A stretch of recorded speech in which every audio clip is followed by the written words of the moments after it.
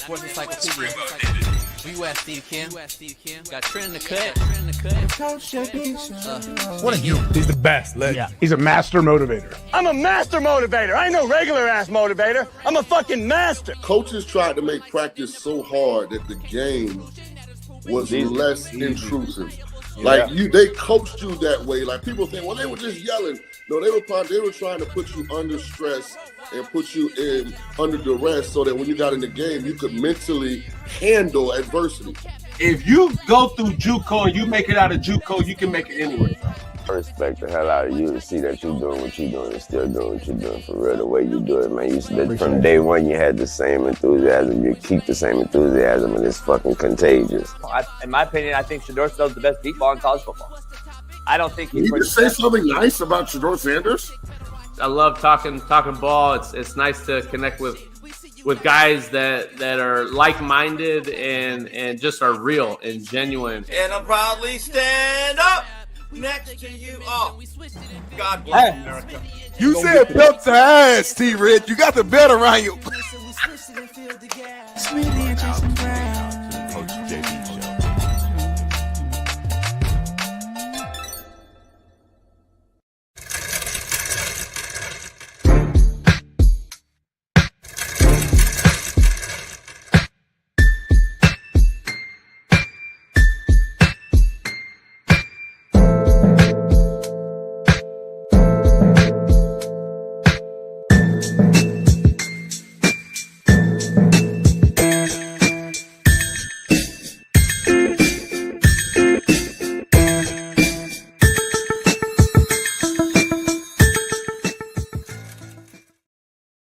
Yeah, we're in the building. It is Work Boot Wednesday. Tie them up, strap them up, get your hard hat on. It's time to go. Take the E out of ego, and it spells go.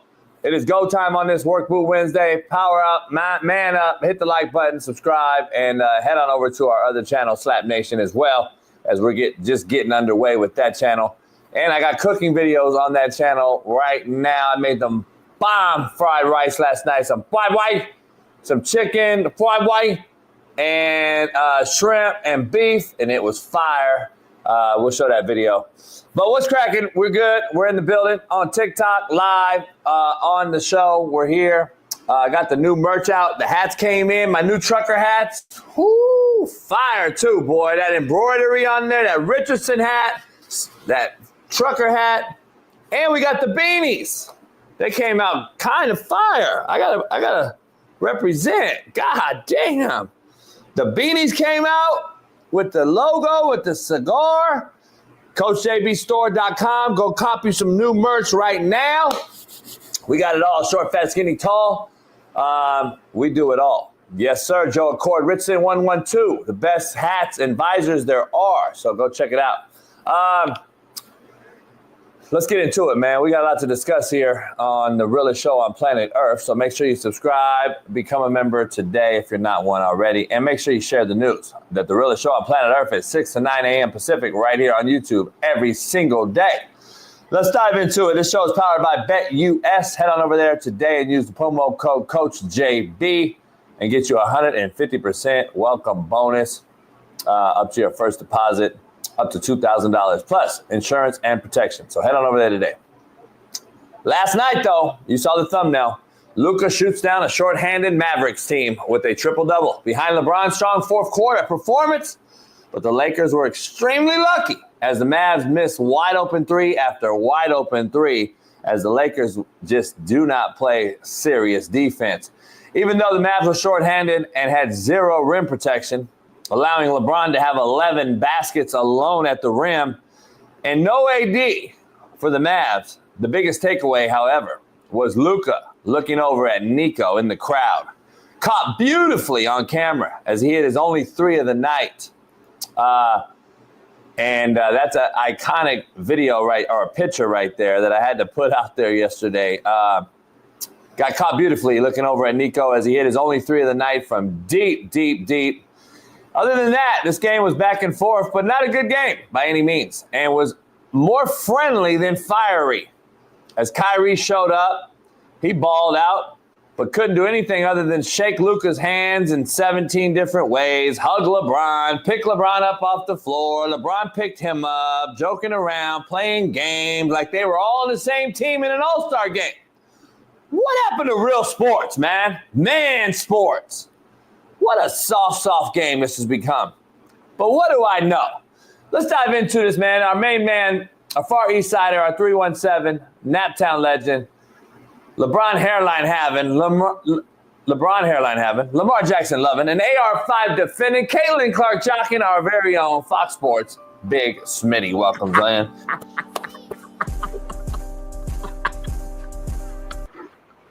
Live for the day, man. Hey, go get everything right now. Go get your Kool-Aid shirt from JB. Go get your Live for the Day clothing brand from LFCclothingbrand.com. We here live. Where my beanie at? You ain't send me no JB beanie yet. I need that tomorrow. Just got yesterday. We got Ron. We got Ron and Mo, Rob and Mo, Chris DeBono, Lucy Lou. We got Sergio, Robo and Mojo, Kobe G, Wizzy, Israel Garcia, Vincent Connor, John Connor, Rock Wilder, Isaiah Place, and TBE Trucking. We got a loaded show. You look like a racist now. It's crazy how you could just switch up like that. Yeah, look at that. I look like a straight redneck. You was an ally 10 seconds ago. And what? An ally 10 seconds ago. Now you're a racist. You like a fucking trucker with dip in. If you got some dip in your mouth, it's over. Yep. What you doing? Come around these parts. Come and pick up Gene. Gene's gonna show up here in a second with Ron. Yeah. And we're gonna go see what they're doing. You got some blue jeans on, some fucking boots right now, some dirty ass boots with that polo. We're gonna see what they're doing. Right. Who's there? Who's there? You got a pack of Marlboros in your fucking pocket right now. You are a top tier racist right now. Where's your fucking shotgun at, homie? Now I'm straight. Now you cool. See, now you crazy. Now you understand. You know, MTV fucking videos, you know what I mean? Now you coach. Now you're a coach. We have average. I can do so. What was the beanie? The beanie was like a hood cat. The beanie was like, yeah. See, I got all the. I'm a chameleon, homie. I'm a chameleon. So it is what it is. It is what it is. JB shirt game is on point this week. He on point every week. Kelly, you don't be on the show. Yeah, Kelly kind of be hit and miss, man. Disappointment. But Kelly, she's a good-natured mammal. Good-hearted, good spirit. Good man. She likes dogs. She likes to help dogs and cats. She likes yoga. Yeah, I don't like cats, but she likes dogs. I helped her find a dog home, like last year. So nobody likes cats. Which is, I don't know. It's funny because cats are real smart though. They're mature. They're independent. They don't really need you. They just take care of. They don't know their name. They don't know their name. I think they do. Nah, anything they don't know their names, I think's a tard. Cats cats are way smarter than dogs, homie. A cat will eat you day one if you die in the house. Dog will eat you day 7. Dog would take months and months to eat you. They're so loyal. They would starve themselves. A dog would actually starve themselves out, and then at the end of the day would actually have to eat you because they were going to die, and that's fact. It is fact. That's all I do. As soon as this show ends, that's all I study. As soon as this show ends, I go to the yacht with my laptop and I study dogs and cats, how they are with humans after they die. That's all I do. That's all you do. Yeah, so I know all of it. Anything you want to ask me anything about it? But you've never had a dead human next to you for months to even test the theory out, homie. That's number one. Number two, though, let me ask you this. What makes a dog smarter than a cat? You sure about that? Huh? What happened? You said something, I don't know. No, what did you say before I said that? I've seen it. I kind of do have experience. But anyway, go ahead. No, fuck. I mean, shoot. Oops. Oh, it's 10 minutes. And cats are the nastiest things. No. Like, let me just give you clarity because I study this. They lick themselves and they go to the litter box and they take a shit and they cover it up. If a cat pees on anything in your home, you should just light a match, put gasoline, and burn the whole thing down because you're never getting that pee out. They carry a hormone and a pheromone in their urine that is very, very susceptible to high volumes of acidic nature. Okay. And the acidity of it comes out in this ammonia type acidic that comes out and resonates inside your home. Okay. And so when you turn on your AC or your heating duct, it takes that ammonia, pheromone, and hormone, and it permeates throughout the whole infrastructure of your place. Damn, that makes sense. I remember I was around a cat like it was a summer situation. I was at the and all my Haitian homies know this. That you met him at the dinner. Got sick. At my house. Huh? I was around a cat like during the summer back in like 2004, and I was getting sick heavily. It's probably because you were like 8. Yeah, was it 10? Yeah.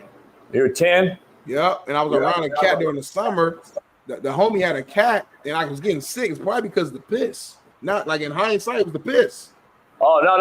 I'm telling you right now, I study this every day. The hormones in the what you said, it permeates through the infrastructure.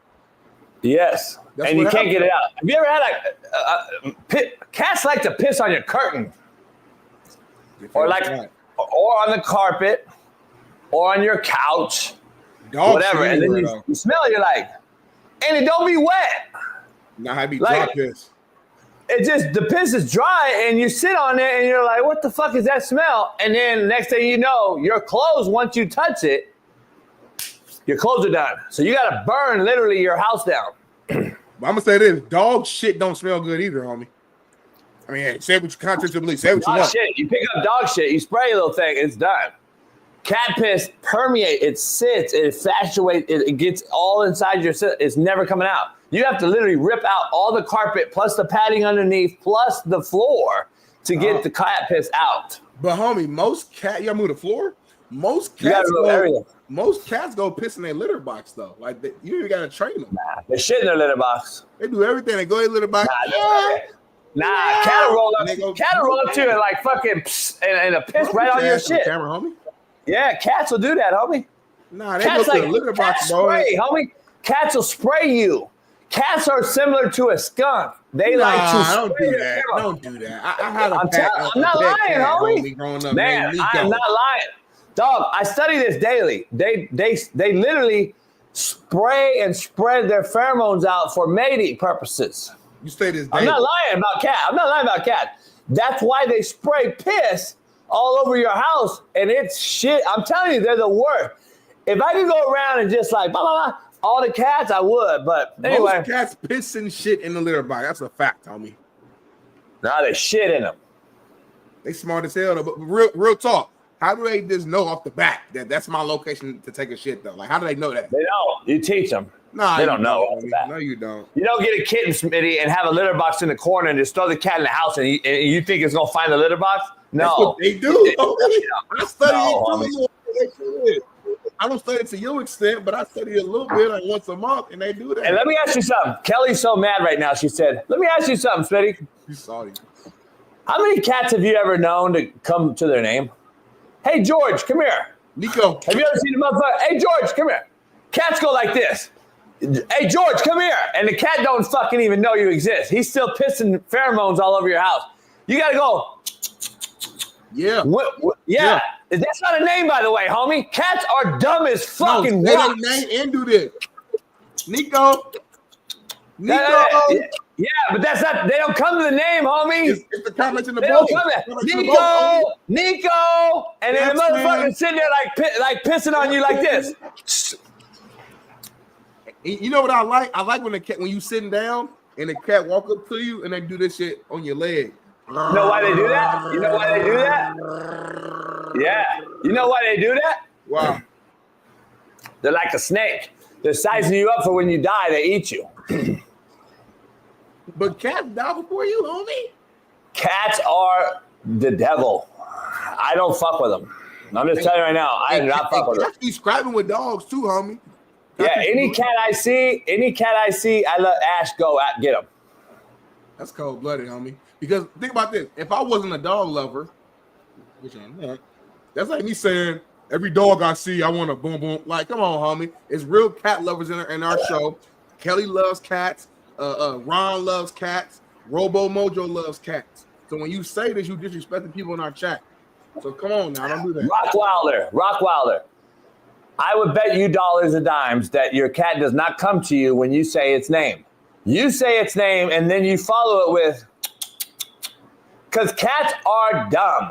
Have Ron call in. No, have Ron a video call in and he show us him calling his cat. Hey, Smitty, so you telling me that the cat goes out your front door and then you're like, get over here, Nico, and he turns around and comes back? And he runs real fast back. I ain't never seen a cat fucking do. I ain't never seen a cat leave and then, hey, get over here, Ash.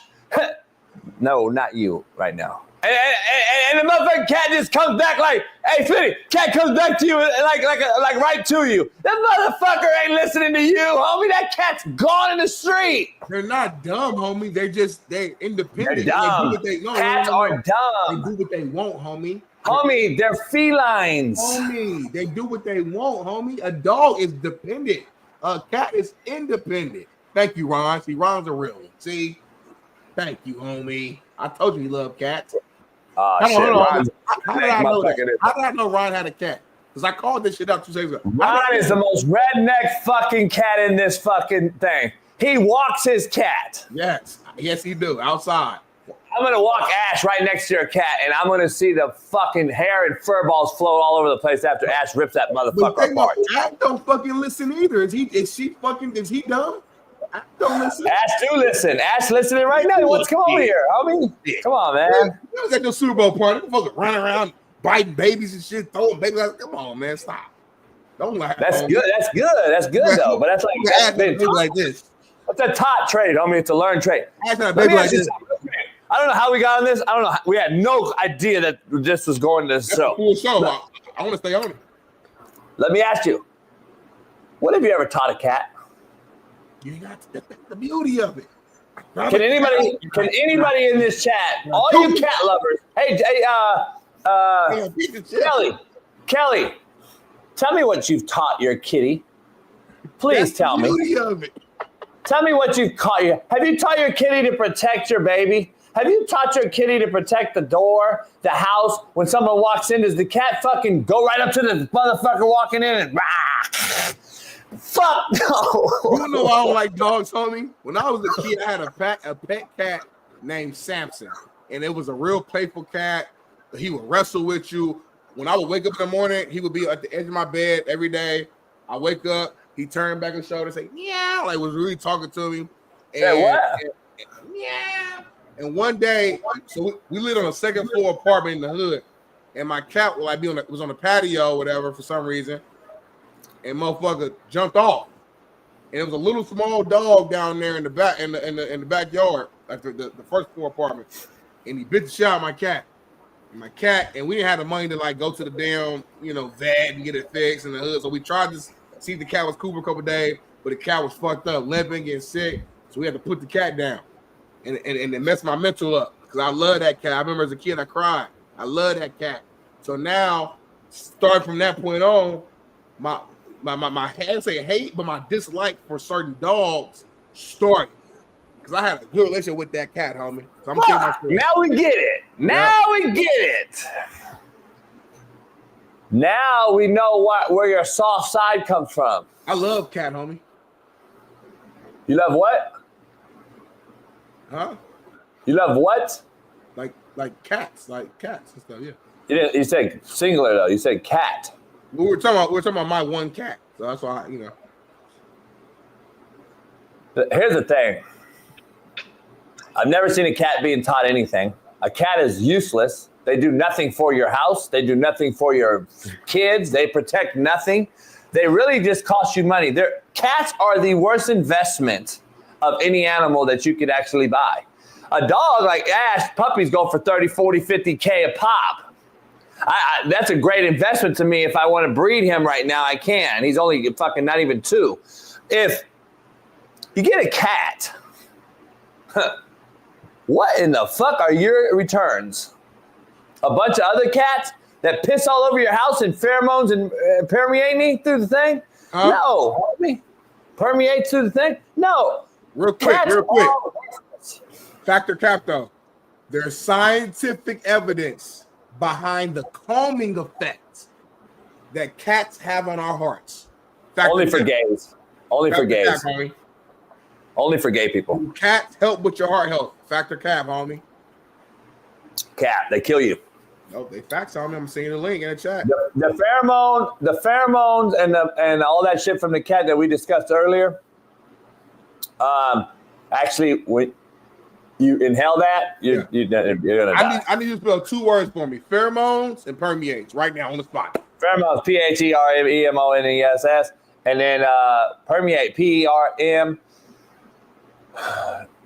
permeate, EATE. All right, let's dive into the show. Right into quote of the day. We didn't get to. Speaking of cats, we saw a few meow last night in LeBron, Luka, and Kyrie, and they acted like they were playing on the same team.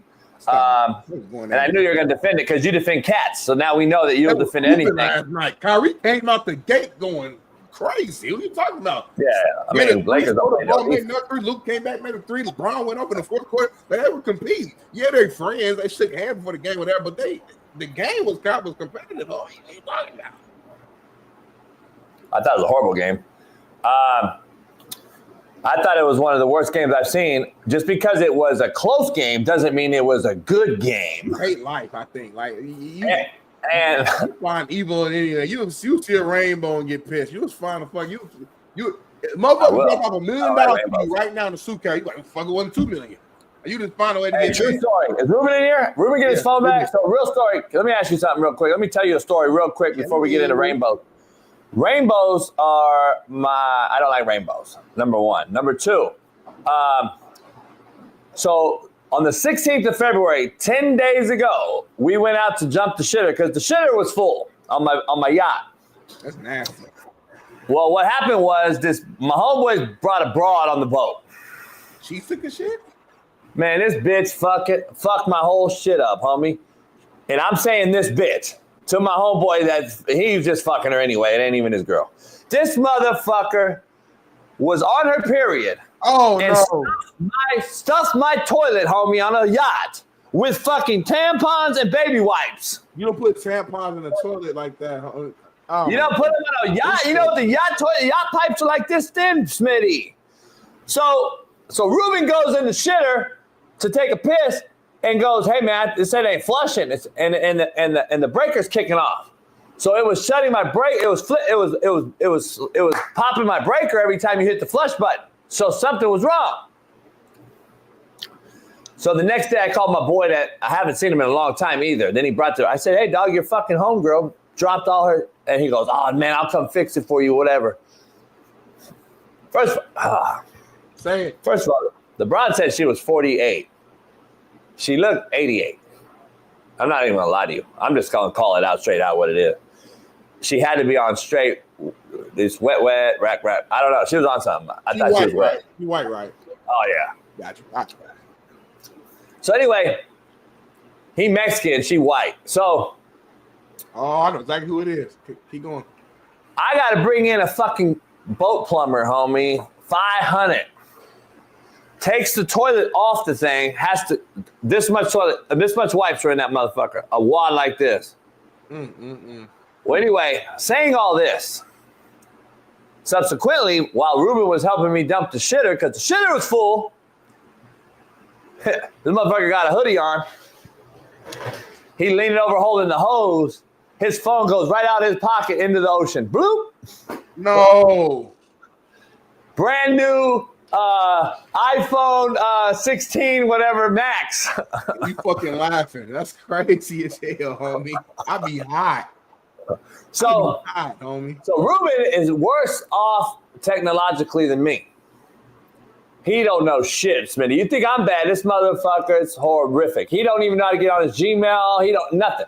Right. So he don't have a phone, homie. So it takes 10 days. I gotta call and be the bad guy and act as like I'm him because he's such a nice guy. I gotta call AT&T and Apple and cuss their ass out for him to get a new phone. Right. So finally he got the new phone. But during all the time he dropped the phone in the shitter, I mean in the ocean and all that shit, I don't know what I was saying. I just want to tell you that story. appreciate that, homie. I do have an important question based upon what you just said. If you're in a relationship with a girl, which I know you haven't been in one since you were 18, but just hypothetically, do you sleep with her while she's on her period? No, I don't want nothing to do with her. Okay. I don't want to see her. I don't want her to be around me. You don't even want to like be around her. You don't even hang with a girl. Fuck no. Why? What you mean? Why do I want to be around her? I mean, conversation, emotional distress. Nah, I conversate with myself. I conversate with my motherfuckers. I go on Twitter. Side your shoulder, talk about life, get to know her, deeper level. Yeah, I go on Twitter. So you're basically saying a woman's only good for one thing?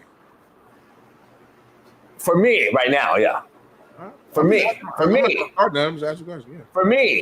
Nah, I'm not saying for everybody and all that. This ain't a woman bashing show. For me right now, that's all I'm. Yeah. Here's the thing. My daddy always said and told me one time, anything that bleeds once a month and don't die is a crazy motherfucker. Or it's just the human nature of them cleaning up their body and their system because they didn't have a baby that month. So it's the natural thing of them flushing out that cat. You all right, Jason? Who are co-hosts? I drank some. I co-host the show with. I just want to know. I drank something, homie. So look, dog. God's a great thing. Created a great way, homie.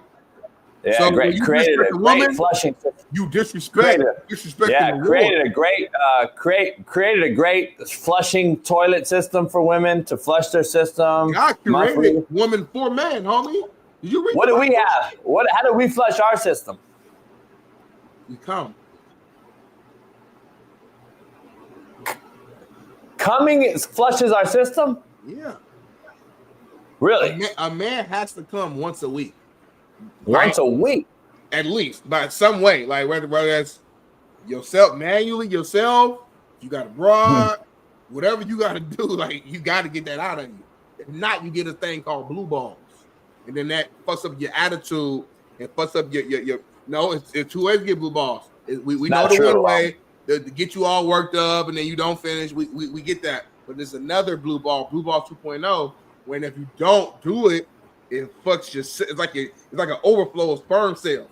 Like I say this shit every day after the show. Like on my way to Fox, doing my free time. That's not a flushing system. That's not flushing your system. You get an overflow, so you got to get that out so you can think clearly. You know what I'm saying? That's not flushing your system. And blue balls is not true. It is true, homie. I studied. As you get older, like I want to save mine up now, so I could blast a bitch's face more. You don't have to save, homie. Like a man, we continue to build sperms. A man continues to build up sperm cells, homie. Like we don't. Now a woman, they gotta freeze their egg. A man, we don't stop. My granddaddy, rest in peace, was like 70-something years old. I had a 30-something year old. I got an uncle right now, 8 years old. Dead homies. Dead home. I got an uncle right now, like 10 years old. What? Huh? What? On the dead homies, I got an uncle right now, like 10 years old. BPS, homie. Huh? That's black people shit. That's Mexican and black people shit. Yeah, I mean, I don't know him. I only met him once. I met him once at the funeral. When I met him, he was like 4. So I'm assuming he might be like 12 now. I haven't seen him. Like, I don't know him. Like it's that's straight out of drink your juice in South Central. It's not my grandma kid. It's like my granddaddy. My granddaddy had a white girlfriend before he passed away. My granddaddy was crazy, and he got her pregnant before he passed. And I have a little uncle, motherfucker, like tell me what to do and shit. 12 years old. Hey Bailey, can you show my video that Paris made me last night on my fried rice, my flyway? Can you show that? Because a lot of people are asking me, Smitty, I got to be real honest with you. I'm going to be dead honest. It might be like top 2 or 3 things I've ever made in my life. Don't fucking lie to me like that, homie. You know how I feel about food, homie. Homie, I got that new Blackstone, the big one. I got the fucking 48-inch, the big ass grill, and I bought it for Johnny to make tacos for Super Bowl. Right. So I said, "Fuck, man, I'm gonna try to make me some fucking combination fried rice on this bitch." Ooh. And homie, you can ask AE. The motherfucker was the most. It was better than like most Chinese restaurants, homie. Tell AE to come out here and so get her opinion. People, so I did chicken, shrimp, and beef. I cut it all up, homie. I took 2 steaks. I took 2 prime ribs, homie. I mean 2 ribeyes and fucking cut them up, homie. The shrimp look good, homie.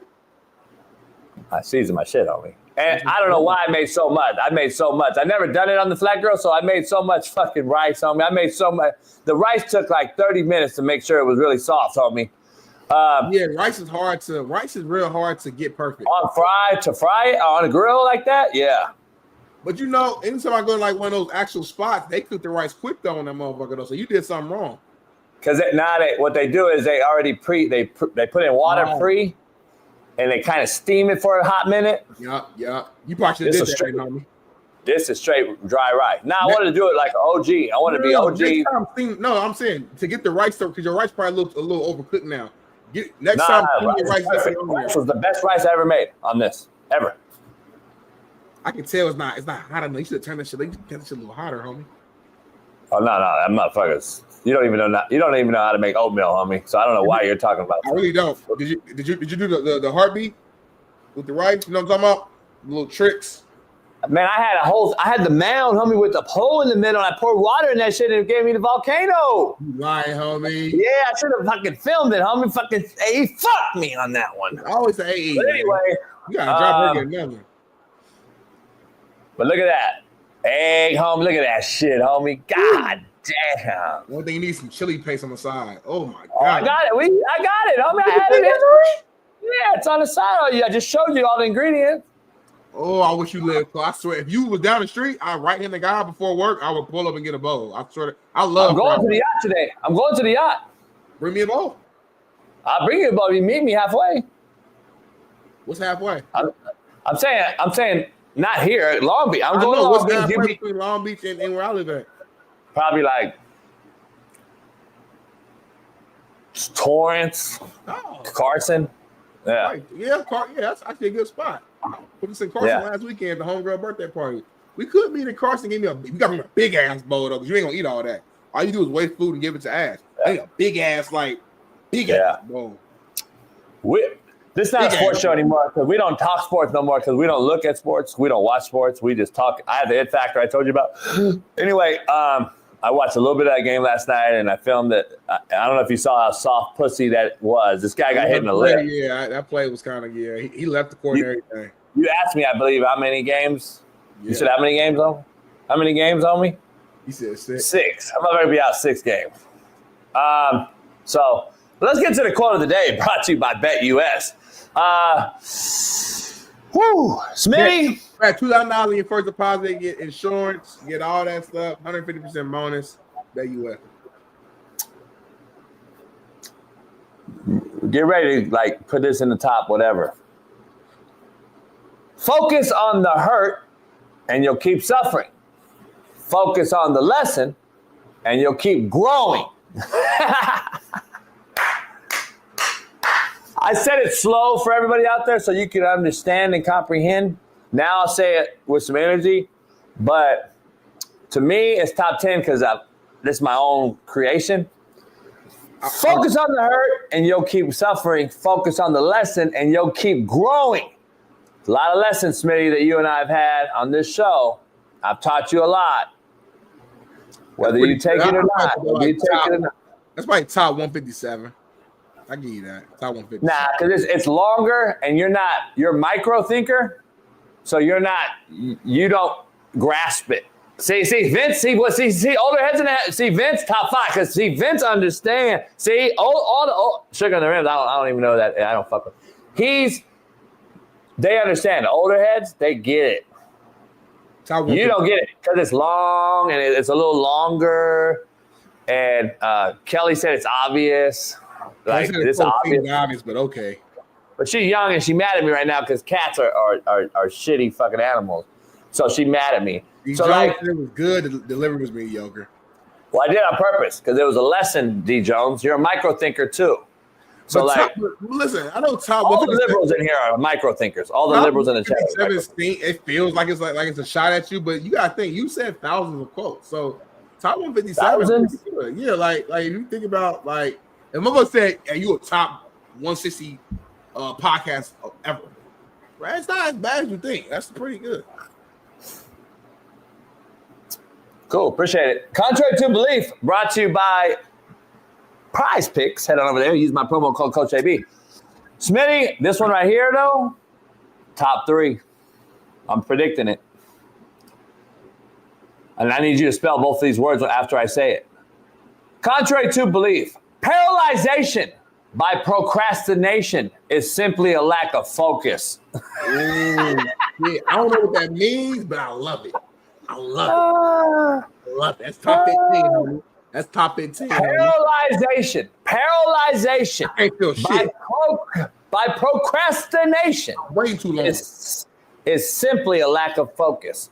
That means that I don't want to focus. And then I get paralyzed by procrastinating, sitting around on my dead ass, doing nothing. And it's paralyzed me simply because I refuse to focus, Smitty. Paralyzation by procrastination is simply a lack of focus. God, I should be a motherfucking philosophizer, homie. Paralyzer. Procrastination. That's hard. That's hard, homie. Top 15. And then the homie T Mixon, he went back to listen to the quote of the day and said, damn, I was talking about that quote again. Top 10. Told you. He hit was like, damn, motherfucker. Hold on. A lot of you cats haven't, it takes you a while to understand what I be saying. I'm just saying. Procrastination by paralyzation is. You should have had one more word that rhymed, though. It would have been crazy. Nah, paralyzation. It all goes perfect. Micro thinkers. Procrastination is relaxation or something like. It should have been something else. Macro thinkers understand it. Micro thinkers probably don't. You'll get it tomorrow, though. Let's get into this poll question, Smitty, and I got to ask you straight up: is JJ Redick Coach of the Year candidate? Coach of the Year candidate, yes, because of the expectations coming into the season, and I think I would say he has overachieved already. And what we thought of him, most people thought the hire was crazy. Even those like myself who are optimists, we thought, man, this guy has never coached. So like, how can I expect him to come in here and do a good job when he's never coached? But the Lakers are right there, I think, 4th seed right now, and in the West. Obviously now with the Luka trade, but even before Luka got traded, the Lakers were still 4th, 5th seed right here rolling. So we criticized the move when they hired him. We got to praise them right now when we have evidence, because the offense is flowing better. They're moving the ball around. They're shooting. Looks like they're really buying into JJ Redick's scheme. So I do think he's a candidate. We got to see how the rest of the season plays out, but he's definitely a candidate right now.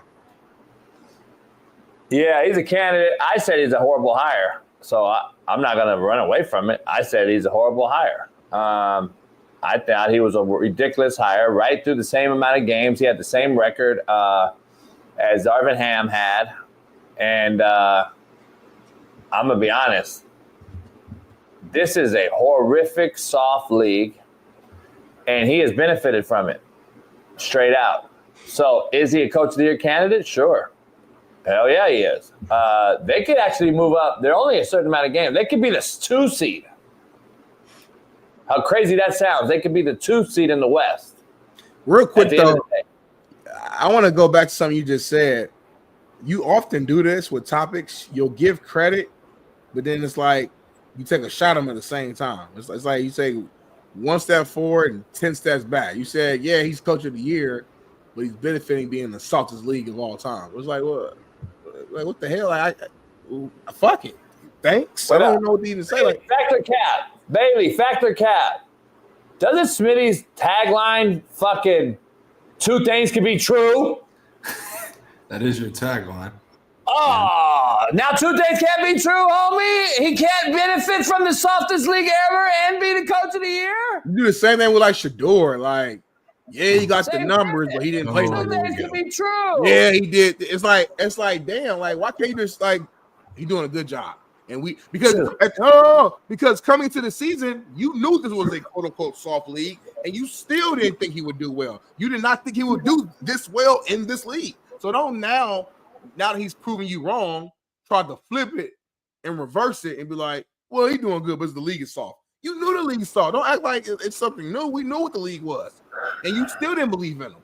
So you gotta give him some praise, and it's okay, JB. It's okay to be like, man, I was wrong. When you talk for a living and you talk on a daily show, we're going to be wrong a lot of times because we're trying to guess, we're trying to assume, we're giving out our opinion based upon facts and information, and sometimes we're going to be wrong, and that's okay. But you always try to find a way to like make yourself be right. Yeah, I think you guys are in such a give everybody an award generation that I think if you say anything that so-called quote unquote hurts a motherfucker's feelings, that the guy's automatically the devil, the bad guy, can't say anything bad about anybody, fluff, jack him off, whisper sweet nothings to the motherfucker. I can't say anything. So this show and myself has to really just turn straight the other way and be like a fluffer. You know what the fluffer is, Smitty? The person who like got to finish you off in the porn scene. No. Fuck, Smitty, where you been at, homie? Naptown? Look it up. Look it up. Look up. I already know what it is, homie. I know what a fluffer is. Okay, then what you talking about then? A fluffer is not what finishes you off, homie. The broad on the main show finishes you off. A fluffer in between scenes sucks your dick and keeps you hard. Same shit. You know what I meant. Yeah, you want me to be a fluffer. You want me to fluff this show and lie to everybody and keep everybody's hard until the end of until the climax. You want me to fucking sit around here and fluff everybody off? Fuck that, homie. I'm telling you the truth. This ain't no bullshit. This is a real show. JJ Redick benefited from the era, the league itself, and how many motherfuckers have been out this season that could be impactful? From Joel Embiid to Kyrie Irving, from Kawhi Leonard, Paul George, every single motherfucker, Giannis, fucking Wemby's out. How many real cats have the Lakers benefited from? This league is soft. Uban, what's his name? Subban said it best. Okay. The league is soft. They don't show up to play, homie. You agreed to it. Shaun King agreed to it. Now all of a sudden I'm bad because I'm the fluffer. You want me to be the fluffer? But why is your truth always negative? I don't know. It's the truth. It's not negative if it's the truth. I worked with you for about 2.5 years now. Your truth is always negative. Keep going up every year. Never the positive truth. So, like, at some point, you gotta look yourself in the mirror. Hold on, is the truth a lie or denominator, homie? Yeah, is the truth the truth? It's your glass. I just want to be honest. So, can you bend the truth and lie about the truth and then say it's the truth? Let me ask you this. If I had a glass right now and I poured some water in there, but I didn't do it all the way, how would you describe that? Half empty. And I would call it half full. So, that's the fucking problem. I'm done talking. That's the problem. Because it's the truth. No, my stuff's the truth. No, because if a glass isn't full, guess what it is? It's empty. Half full. Here's the thing. You know what? Half a tank. Like, what you mean? Like, that's what it is. Let me ask you something real quick. If I asked you, when I give you this fried white, if I give it to you today and you take it and you like it, and I say, how'd you like it? And you said, it was okay. No. You know what? Let's go back and let's clarify this. If I give you the fried white and I say, Smitty, how do you like the fried white? And you say, not bad. How do I supposed to take that? Like it was mid? No. See, that's what people don't get. Contrary to belief, and everybody out there, please take a listen from Papa JB today, the educator, philosophizer. Not bad is not fucking good. That's what you don't get. Everyone say, he's not bad. Then he ain't fucking good. That's what people don't understand. Hey, man, Smitty, he ain't bad. He gets off the ball, fucking uses low pad level. Then he's not good. But he's not good, though. I mean, he got potential. The example you use is spot on. Hey, he ain't bad. Yeah, Like you said that with some excitement. Like if I get with him, I can get him there. Like he almost. Nah, you can't. That's the problem. You can't. He's not bad. You know what happens when you eat food that's not bad? Guess what? You're not going to make it any better. You can throw all the fucking sauce on there and all that shit. After you cooked it, adding extra shit to it makes it actually shittier, not better. Just contrary to high school and football, I was not bad. I was like, okay, not bad. Like, he needs some work, but he's not bad. They added some fucking black pepper to me, some fucking salt, some fucking Lowry, some hot sauce, mixed it together. D1. That's the thing. To me, not bad is not mid either. Not bad's not mid, not bad's not. No, not bad is just you're not fucking. It's not good. Or you would have said it's fucking. If you wasn't good, then you would just say, "Oh, he's trash." You wasn't good. You would just say that. But that's what I'm saying. That's my whole point, though. We fluff. You want me to be the fluffer, homie? It's not bad. So you want JJ Redick's not bad. You don't want me to say he's actually shitty in a fucking shitty league, but which puts him as coach of the year.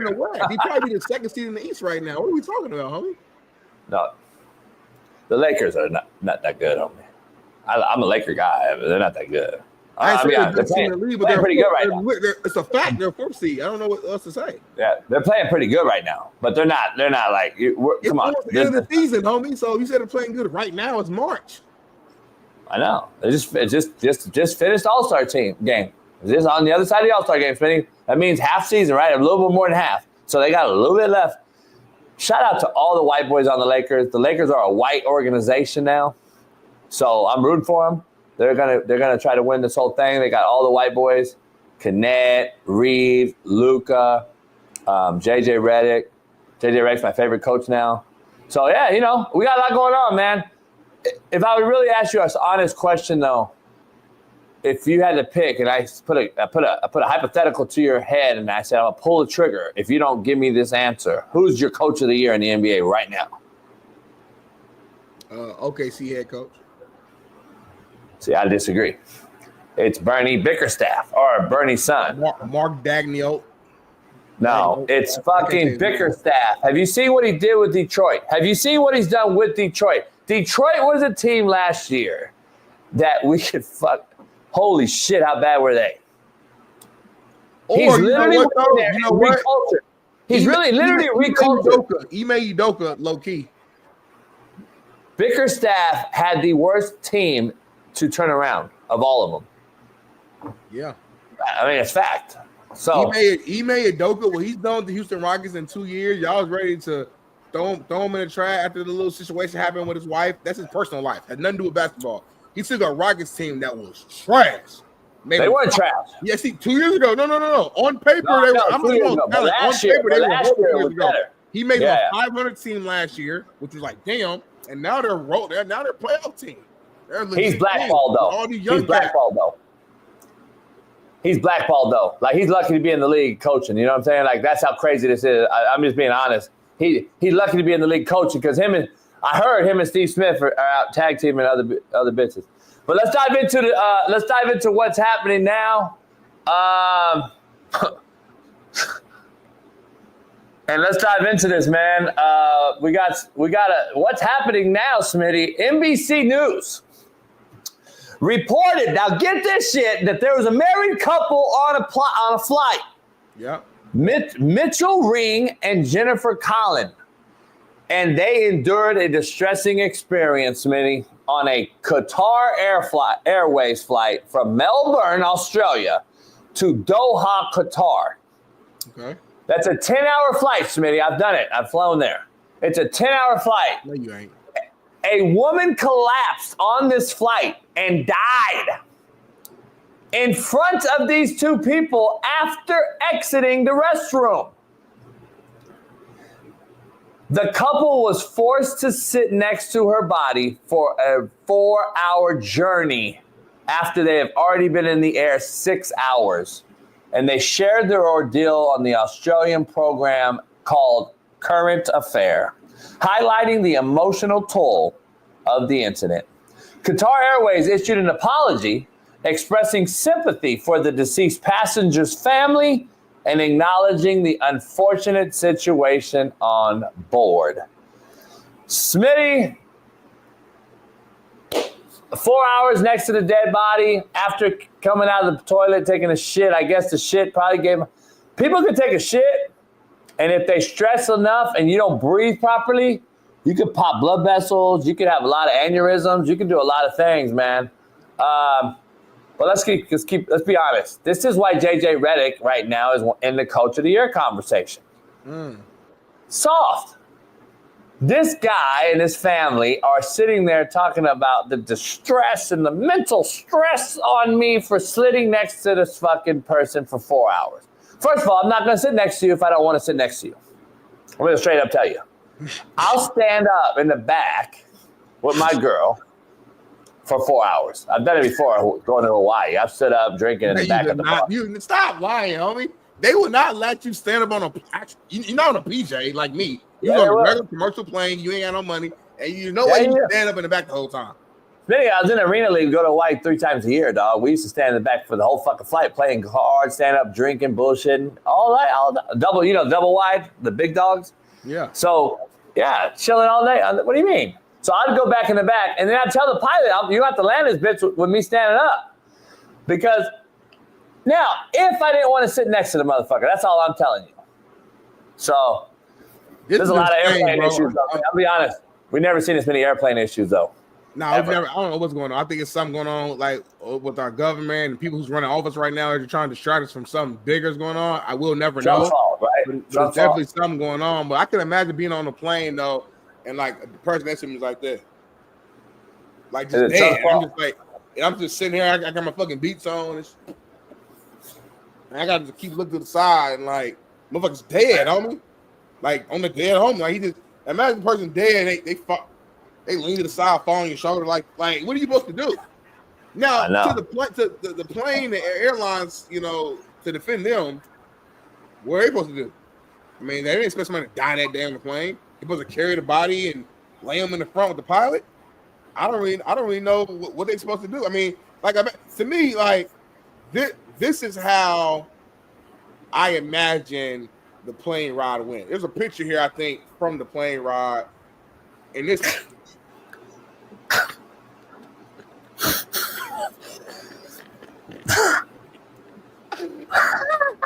Hold on, homie.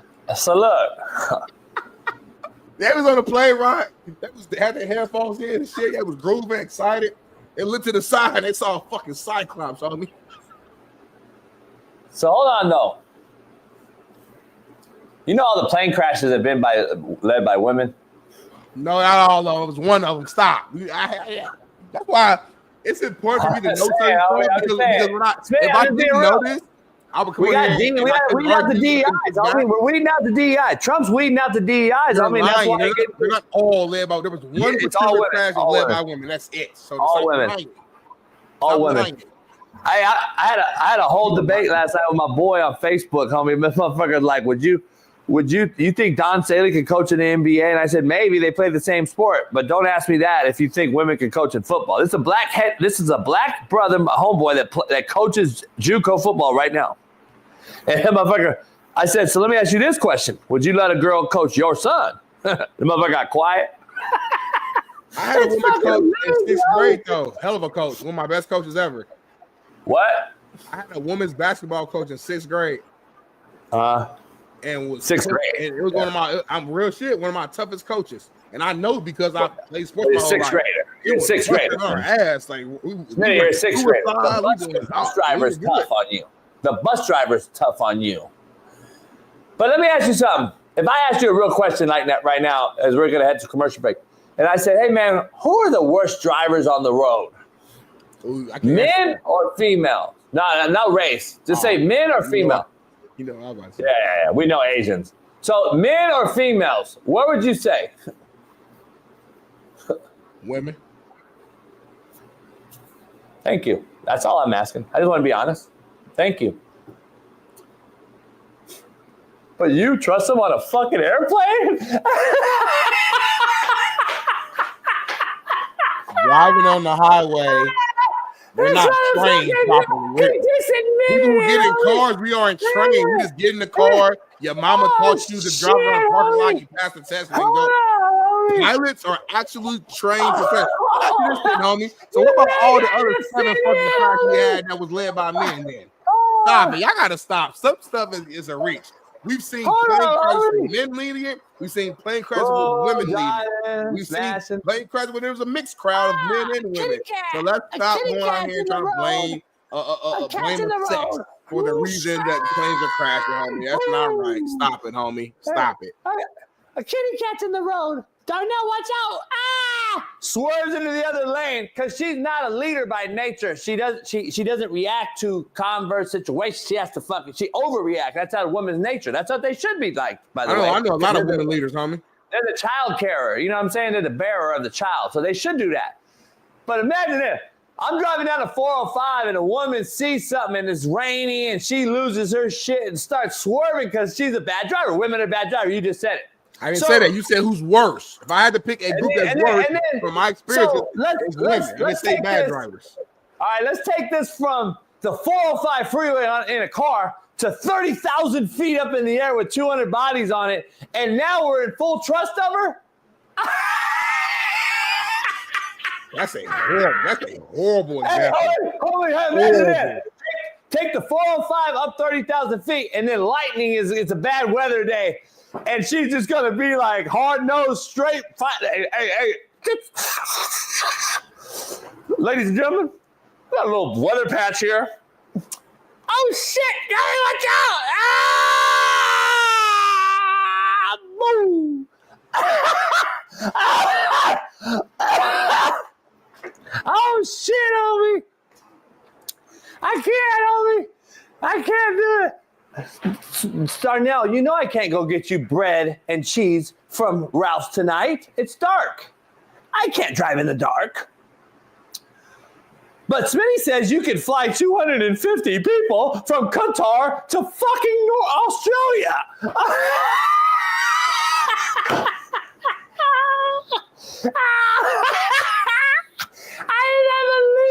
This is my last week, I think, y'all. This is my last week. Hey, Smitty. Maybe my last week. Not only that, Smitty, then I can get out and teach Smitty how to wrong arm the tackle pull-in and teach the motherfucker how to kick stab, homie. Smitty, get out. I need you to set vertical, and I vertical punch that motherfucker. Like, can we be real? Stop. Let's keep it funky, homie. Like, they don't need to fly planes. They don't need to be cops. And they don't need to coach football. Let's just be real. Let's take women out of those 3 things. And I love all women. Come on, man. Let's go. Before we go to commercial break, let me ask you about them. So tell me about all the men who've crashed planes this last few weeks, too. Oh, fuck, homie. My heart's pumping, He can't do it. We're going to do a quick 5-minute commercial break. I'm going to go ahead and give me a granola bar and some water. And we're going to come back with more of the Coach JB Show with Big Smitty.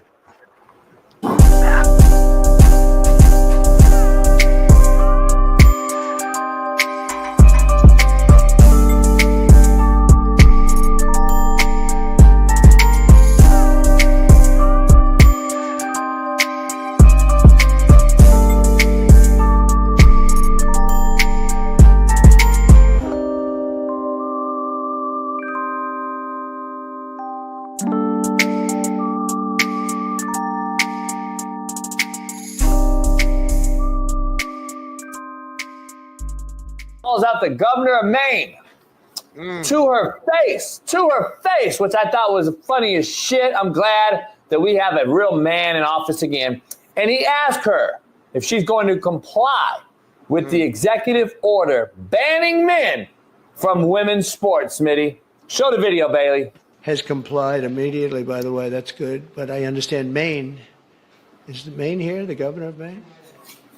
Well, are you not going to comply with it? I'm complying with state and federal laws. We are the federal law. Well, you better do it. You better do it because you're not going to get any federal funding at all if you don't. And by the way, your population, even though it's somewhat liberal, although I did very well there, your population doesn't want men playing in women's sports. So you better comply because otherwise you're not getting any federal funding. See you in court. Every state, good. I'll see you in court. I look forward to that. That should be a real easy one. And enjoy your life after governor because I don't think you'll be in elected politics. Oh, man. That's gangster, homie. You can say what you want, Smitty. And I don't know. I don't think. First of all, I'm going to defend Smitty. Smitty's never defended the woman-men sports thing, so I don't know how he's going to act on this. Yeah. But this is what this is about. This is what it's about. Let's be honest. Even if Smitty don't like DMV, you're so bad and gangster, but then you defend a man and a woman sport like a bitch. That's crazy to me. You say you gangster, homie, you DMV living, but yeah, you defending this motherfucker because what? Skin color, homie? Is it skin color, homie? Mm-hmm. Why are you defending this fucking liberal-ass fucking governor who don't want to comply, but you're a gangster? See, if you're gangster, like all my gangster-ass homies, they're over there like Trump's a motherfucking gangster. But DMV's over here defending this liberal-ass fucking gang. I got to stop you, because what you doing right now is I'm tired of you weak motherfuckers, homie. You talk about the country being divided, the energy you putting out right now, you're doing it right now. No, I'm not. Say nothing about no race. No, he said you are not the federal law. No, not. Federal law. You can't hold main federal law. That's what he threw out, and you just went in a whole deep dive. No, not. I mean, if you was a real gangster, you would be a gangster. So you basically saying if you not, you basically saying you a bitch if you disagree now. You're saying you're dividing it now. You're being divided, homie.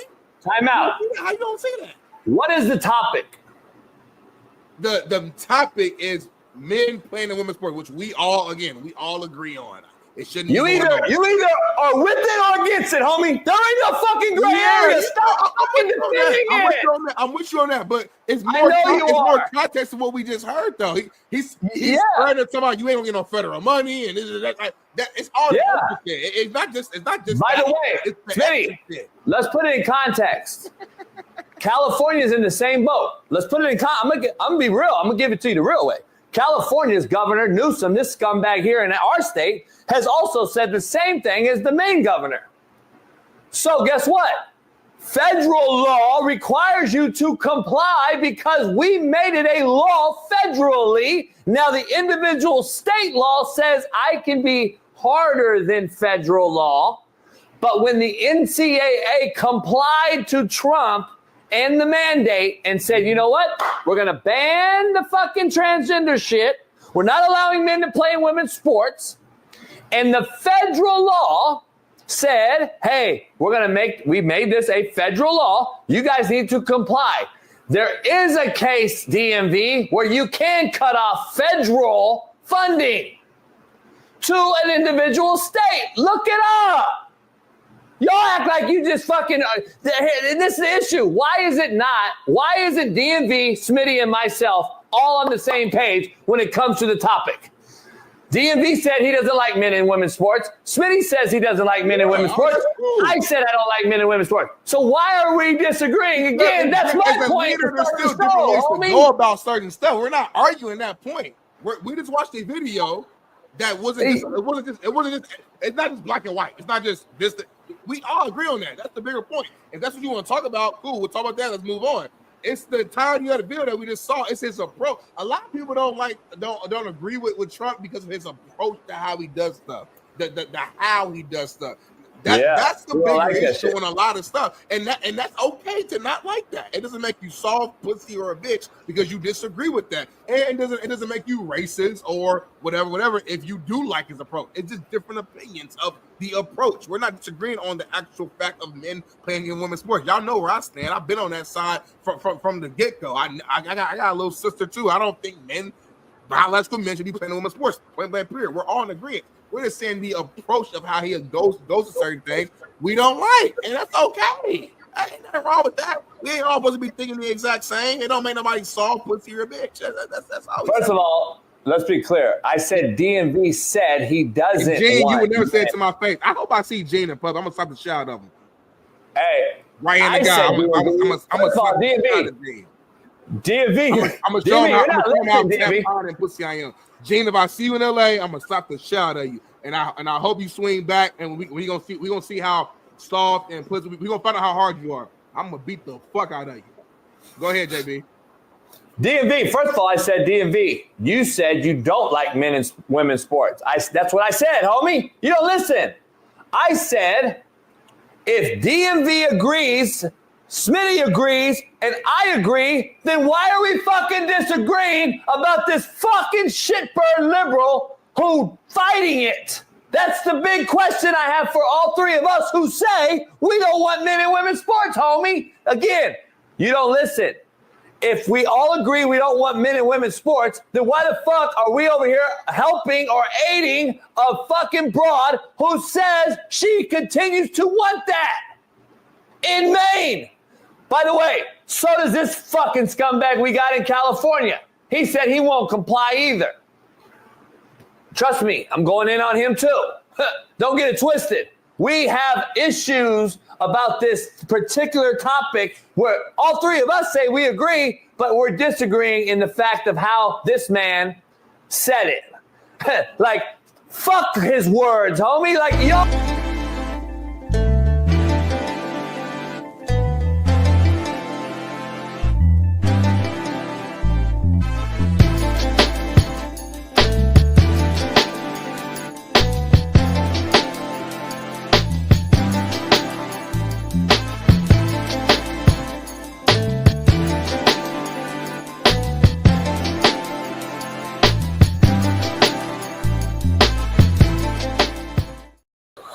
We are back. We are back. Make sure right now, if you're not a member, you become one.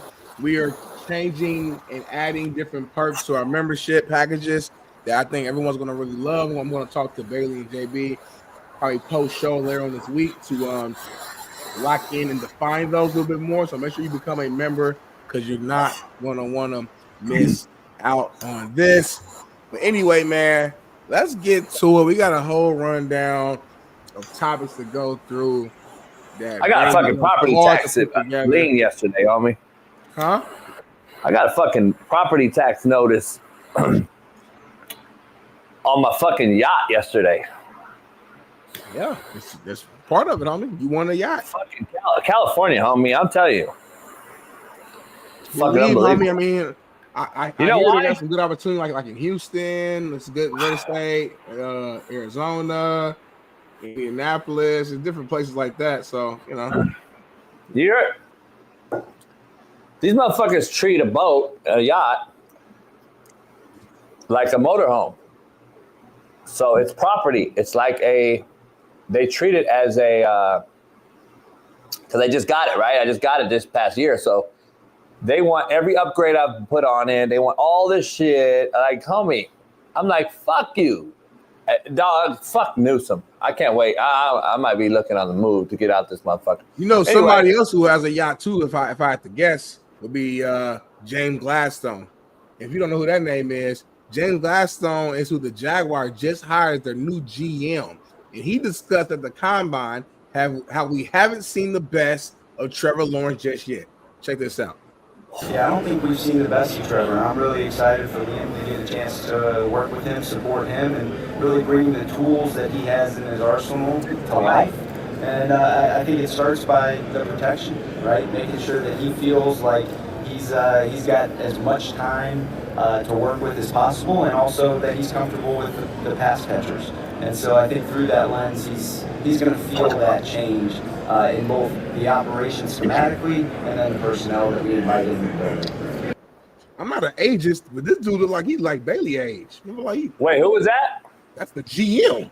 That's the GM of who? For who? The Jaguars. It's like he's 19. He look a little more older and mature right here. Maybe it's a hoodie or something, but he look like a little boy right here. Like a little boy. A little ass boy. You're kidding me. He's 34 though, so that's cool. He's 34. Mm-hmm. I like that though because I'm 31, so it gives me hope. Like, damn, like you could be mid-30s and run a whole team. I'm gonna be honest, dog. He looks like a DEI hire. Well, that's canceled. So you gotta stop saying that now. That's canceled, and it's not going on. Not canceled. Not canceled. It's all that's done. No, it's not. This guy looks like a joke. I'm gonna be honest, man. Did he play? Nah, no way. Jack Conn, the owner, got asked about him, and he said he has no concerns about the experience or inexperience of his leadership team, which includes James Gladstone as well. He obviously the Jags hired Liam Cohen, 39 years old, first time head coach.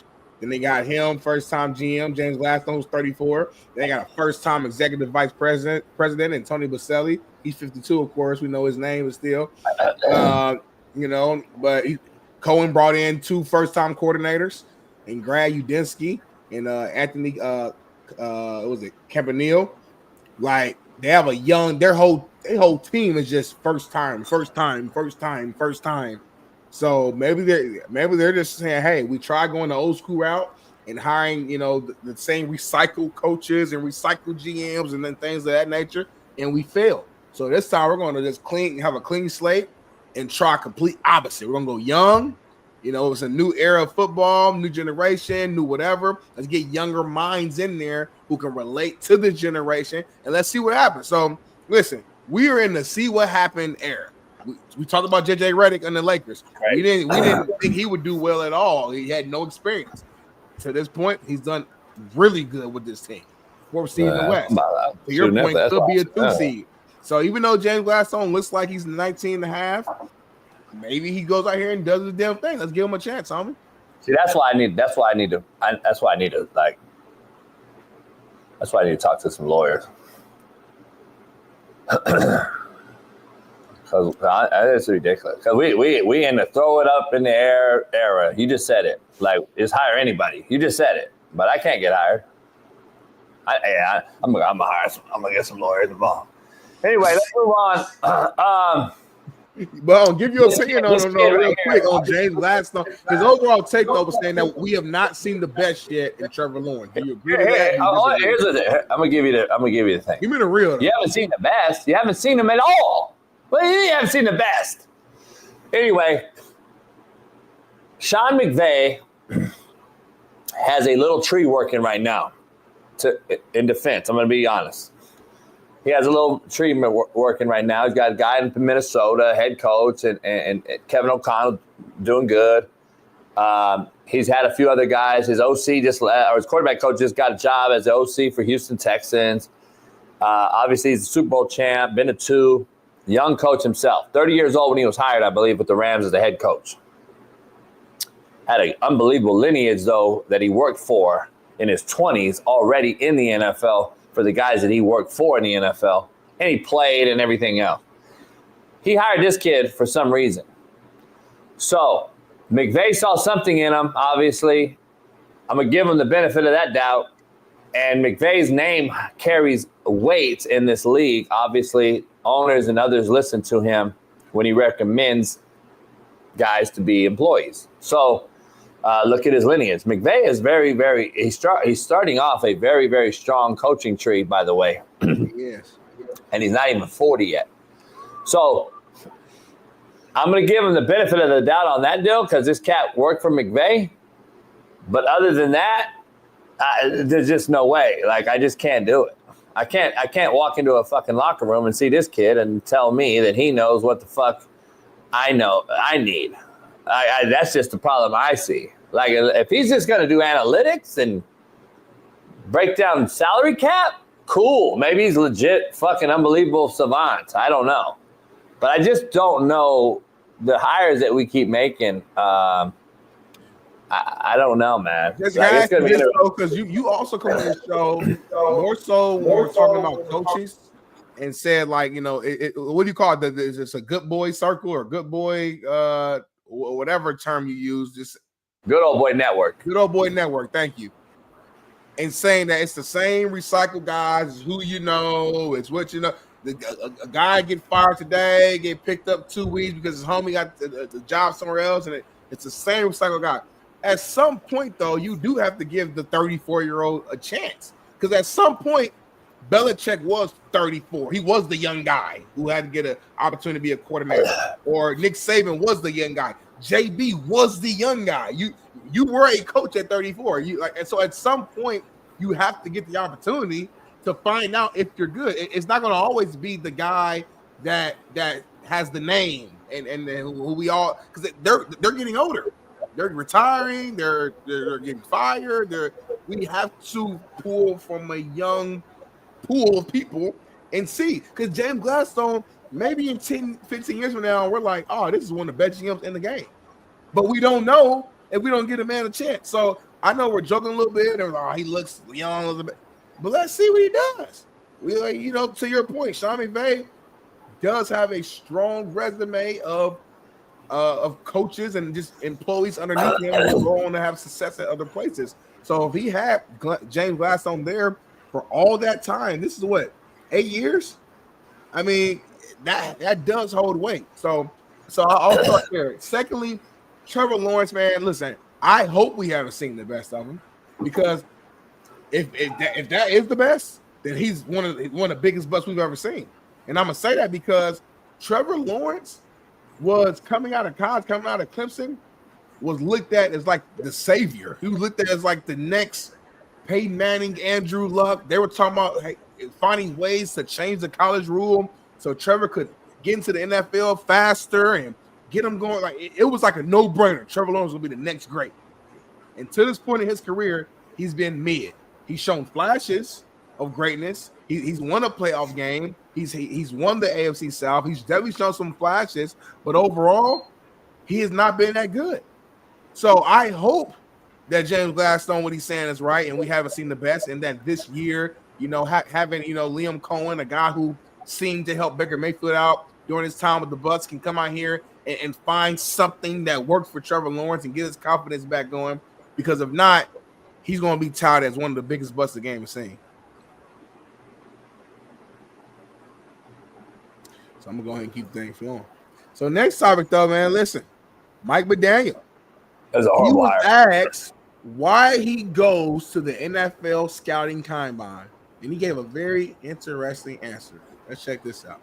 Important for you to be here in person at the combine. Some coaches don't come. Why is it Another fucking. That's unbelievable, man. Because I can't replace that face-to-face energy and human element that is so important. Like in this game, it's the one time that however it is for us a little inefficient in terms of time. There's some downtime in the middle of the day, but for me, I'm hard pressed with how important the decisions are for the fabric of your team when it comes to the NFL draft. Everybody can do it a different way. I need to see people in person for me to kind of complete the whole picture of what I'm seeing on film. Hey, he agrees with you, JB. We had a whole argument today about, I said, I look more into film more so than the combine and the pro day, and you gave me a whole good take of why coaches deem combines being important. You want to feel them, you want to touch their arms, you want to see them, you want to see them in person, how long, length they are, pause, how they move, are they a 2-step cutter, 3-step cutter? You gave me all of that. It was a great answer. He's agreeing with you. He's saying to complete his process as a coach, he needs to see you in person. So I would think that you would actually love what he's saying and you would agree wholeheartedly. But based upon your energy, I don't know. What's your take on this? I'm gay. I'm just tired of it, homie. I'm fucking tired of it. I'm just so tired of these motherfuckers, man. I really am. I'm tired of these motherfuckers, man. The league has become fucking gay, man. I just got to be honest. This is unbelievable. I can't play for this guy, Smitty. I can't watch him. I can't listen to him no more. I can't listen to this fucking Excel spreadsheet creator that we just fucking hired in Jacksonville. The fucking TikToker. I can't do it. I just can't. I mean, this is a man's league. This used to be a gladiator sport, dog. Seriously, to your point, what I said is true. Two things can be true. What you said, I do say that. Yeah. You got to get your shot and blah, blah, blah. And it's not a recyclable business when you hire fucking Excel spreadsheet developers. But we took it over to an extreme, homie. You just bypassed a bunch of fucking able-bodied guys that are older. And now you're going to hire these fucking Excel spreadsheet creators. And guess what's happening? Those older guys that are able now are going to be too old when it comes through to fruition when you find out that these fucking, TikTokers are shitty. And then I want to go back in the cupboard and try to grab Pete Carroll at 73 years old now. And I want to go grab fucking Mike Tomlin when he comes out of retirement because he's going to quit because he want to hire these young fucking weirdos. And then it's going to be too old for that guy.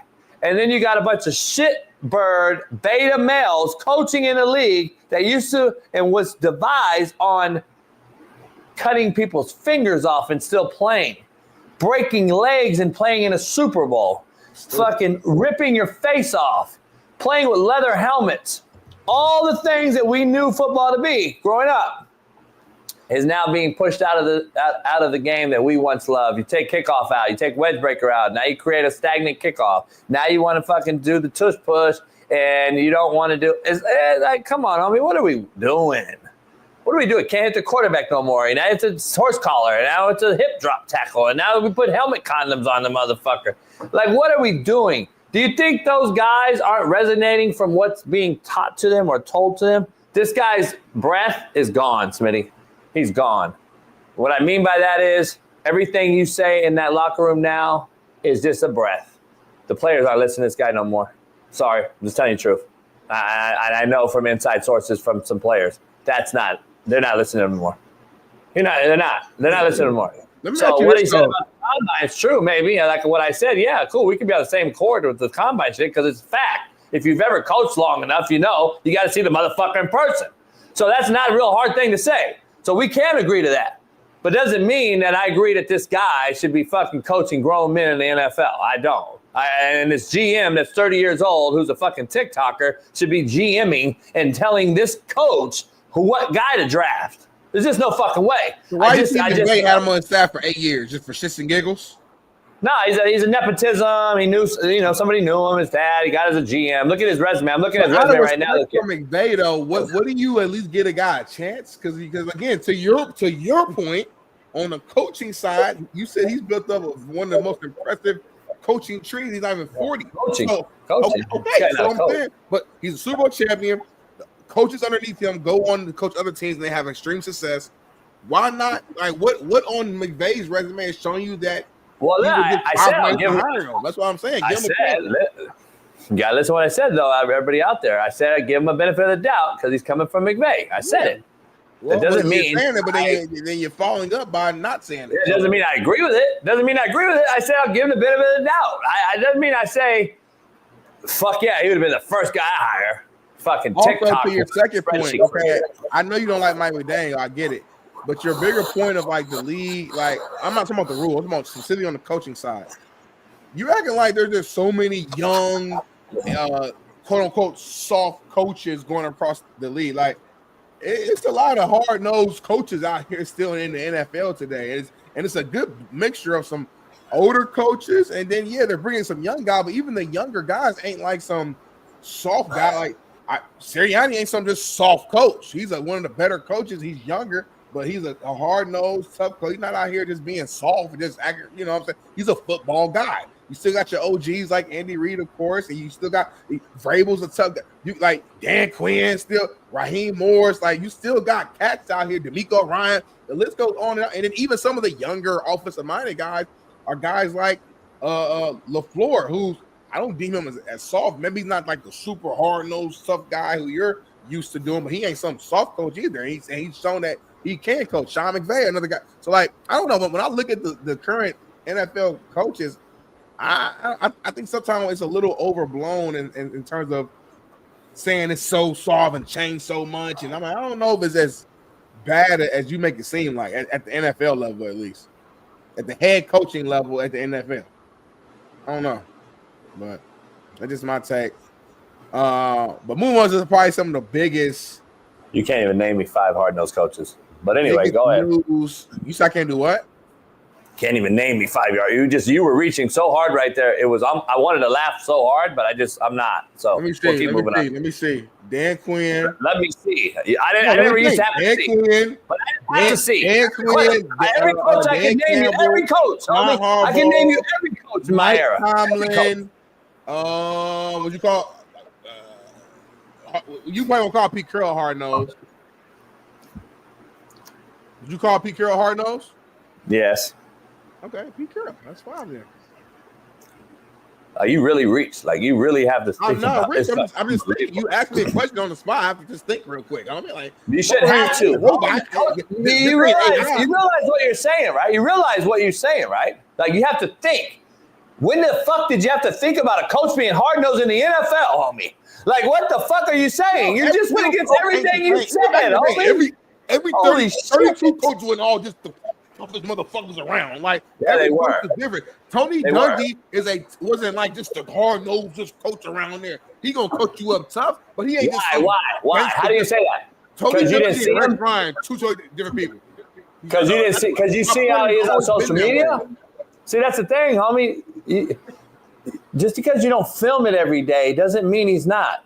By the way, go ask Eric Weddle, go ask fucking the head coach Raheem Morris, and why don't you go ask Warren Sapp if he did not absolutely motherfuck players and coaches. Dungy didn't cuss.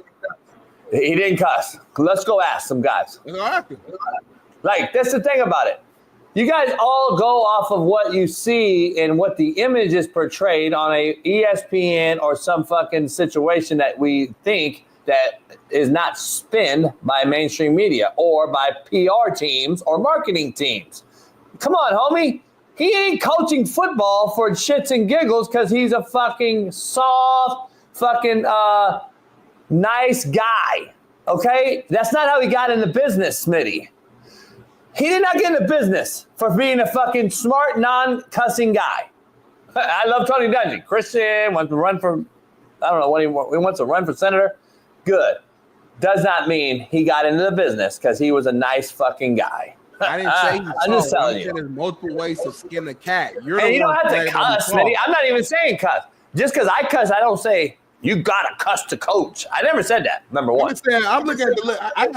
We got Sean Payton, Dan Campbell. We got John Harbaugh, Raheem Moore, Jonathan Gannon, Dan Quinn, Todd Bowles, Mike. Like, there's a lot of say what you want about Kyle Shanahan. Kyle Shanahan ain't no bitch either now. Like, he got their ass working. And I know that firsthand for a fact. He got their ass working. Coaches coming in back early from break. I know that for a fact. I know people on the staff. Like, I'm looking at the list. Like, it's overblown is what I'm trying to say. It's overblown. There's a handful of guys that you might put in that little space of Mike McDaniel and you deeming him soft. I get that. It's not a lot of Mike McDaniels in the NFL coaching football. It's not. Not a head coach. It's not. You're reaching. It's not. You're reaching. It's not. You're reaching like a motherfucker. You're trying to make it tough. I got the list right here. It's not. So hey, we didn't used to have to make it tough. You know, I'm not trying to make it tough. I'm just naming the facts. I'm naming the coaches. It's not fact though. You're trying to make it tough. It's not tough. The coaches list I just pulled up in here and tell me who on this list is just soft. I mean, we can do it all day. Everybody. Let's pull it up. Everybody's soft. Andy Reid soft. No, Andy Reid's on the other side. We already know. I already told you. I told you about Pete Carroll soft. Mike Vrabel soft. Raheem Morris soft. Aaron Glenn soft. Dan Campbell if you want to go down the list, you want to go all the way down the list. How far I gotta go? Let's go down the list. Let's go down the list. Let's go down the list. Pull it up. I want to see it. Well, fuck. If I could talk, homie. Jonathan Gannon, soft as running baby shit. Oh, he's not. Raheem Morris, defensive guy. I'm gonna put him on the harder side. John Harbaugh, I'm gonna put him on the harder side. Yep. Sean McDermott, he looks good and all that on the sideline, but I don't know if he's hard nosed. Dave Canales, I know Dave personally. Ben Johnson, Zach Taylor, Stefanski, Schottenheimer. Sean Payton, so we're going to skip him because he's a hard ass. We're not skipping nobody. Go through every name, homie. No, what I mean is he's a hard ass. So the guys I'm naming and I'm going to stay on the name and soft. Sean Payton, obviously. We know he's not. Dan Campbell, he looks hard, looks tough. We'll see. I don't know yet. Matt LaFleur, offensive guy. I don't know if he's a pushover. I'm not going to say he's a pushover or anything. I'm not saying he's a hard-nosed fucking go in your ass type of getting your ass guy. D'Amico Ryans, I'm not saying he's a getting your ass guy either. He's a nice guy, in my opinion. Shane Steichen. Liam Cohen. Duval. Yeah, he's a fuck. He scares the shit out of me when I enter the locker room. Fucking Andy Reid, OG as it gets. Pete Carroll, OG as it gets. Jim Harbaugh, OG. Sean McVay. Woo! Come on. Mike McDaniel. Kevin O'Connell. No, he ain't good coach. Mike Vrabel. We know he's a hard nose. Kellen Moore. You don't even know yet. Brian Daboll, hard ass. Love him. Aaron Glenn. I like him. I think he's a hard nose. Nick Sirianni. I don't think he's hard nosed, but I don't think he's a bitch. So I'm not saying any of these guys are bitches, but I'm saying is soft versus hard. So I would not put Sirianni on the hard side. I would not put him on the hard side, Not on though. the soft list either, so. Mike Tomlin, love him, gangster. Kyle Shanahan, I don't think he's soft. I don't think he's a hard-nosed fucking guy. Right now. Trust me, facts. Mike McDonald, defensive guy, I'm going to say soft. Todd Bowles. Say it. He's going to say it. He's going to say it. Todd Bowles, I love Todd Bowles. I thought he was a great fucking defensive mind. I just look at him as a head coach, and I'm like, I think he needs to be more of a defense coordinator, but that's just me. We're not doing that. Is he soft? I'm not going to say he's soft, but he's fair. He's real gray area. Brian Callahan. Who? Dan Quinn. Not soft. So that's more than half the league is soft. No, it ain't. You named 7 soft coaches, homie. It's 32. Come on, homie. Seriously. Come on, be real. 32. So 25 out of the coaches ain't soft. There's 7 of them that's soft. And again, this is you saying they're soft. There's 7 coaches who you deem as soft. 25 who we agree not. Stop it. 7. Homie. Overblown, like I said. Moving on to the biggest news of the day. I just named fucking 12 in a row. The Indianapolis Colts intend to have an open QB competition between Anthony Richardson and a yet-to-be-determined player they intend to acquire this offseason, according to GM Chris Ballard. Who is this yet-to-be-determined player? That's the question that we have as a Colts nation. I think what he's saying is they're planning on making a move this offseason in terms of bringing in, again, a veteran guy, a Sam Darnold potentially, seeing what happens with Matthew Stafford, seeing what happens with maybe Aaron Rodgers. These are the 3 names that, to me, would make the most sense if you're going to go that route and go get a veteran. It's one of those guys. So I think right now they don't know who they're going to get. So that's why he's saying it's yet to see. But they're going to make it a quote-unquote competition. And they're just saying that to make Anthony Richardson feel like he has a chance and to appease the analysts and the media to make it seem like, hey, we're not just giving up on our top first-round pick. We're going to give him a chance to compete. And if he wins, he'll play. But if he doesn't, then we'll go with the guy that we bring in. And what I'm telling you is that whoever they bring in will be the starter. They already know that. But they can't just come out and just say that. So they got to make it seem like it's going to be an open quarterback competition to appease everybody. So who is that? How many quarterbacks on the roster right now? How many quarterbacks are on the roster right now? In the roster? Shit, I don't know. I don't know who's the free agent. That's a good question. I don't know who's the free agent right now or whatever. AR5 is the only guy on the roster. I'm telling you. Yeah, really. AR5 is the only quarterback on the roster. Enough said. Move on. Next question. Like, you don't say that. You don't say we're going to compete with a guy that's not even on the fucking team. That tells you you're cooked. You're done. He's garbage. We knew it from jump. Never should have been drafted. Smitty should have never defended him. He's fucking horrific. Get him out. Next. CFL. Go. He's garbage. Like, just be real. Come on. Freak athlete, dog. Again, we have fucking disserviced black QBs in college football. No, we haven't. I'm saying that. Black QB running the league. Black QB just won the fucking Super Bowl, homie, and played against another black QB. We done took over the league, homie. So stop saying that. Micro. Stop saying that. Come on, homie. Stop being micro. You micro fucking black quarterback. You know the whole league can be. The whole. No, you're not. See, ignorance is life-threatening. Ignorance is life-threatening. Ignorance is life-threatening. The whole league could be. The whole league, other than Stafford, Josh Allen, Aaron Rodgers, Sam Darnold. No. What I'm about to say, though, is going to be shocking. I would say like 24 of the 32 could be black quarterbacks thriving because of how athletically gifted they are. But guess what? We fucked all those other 20 guys, and you got 4 guys that are actually in the mix. That's the fucking point, micro. But you don't want to listen because I'm supposed to be some guy that don't know what the fuck he's talking about. I know what's being taught at the junior high level, flag football, junior Pop Warner, college, and then we get to the pro, and we want to think that they're ready to go. They're not. We have fucked them through the maturation process all the way up till now. And then what happens is we throw them to the wolves, and then we get rid of them for a Chico stick and string cheese. And that's what's about to happen to another freakish, talented black quarterback. But we didn't fuck them, huh, homie?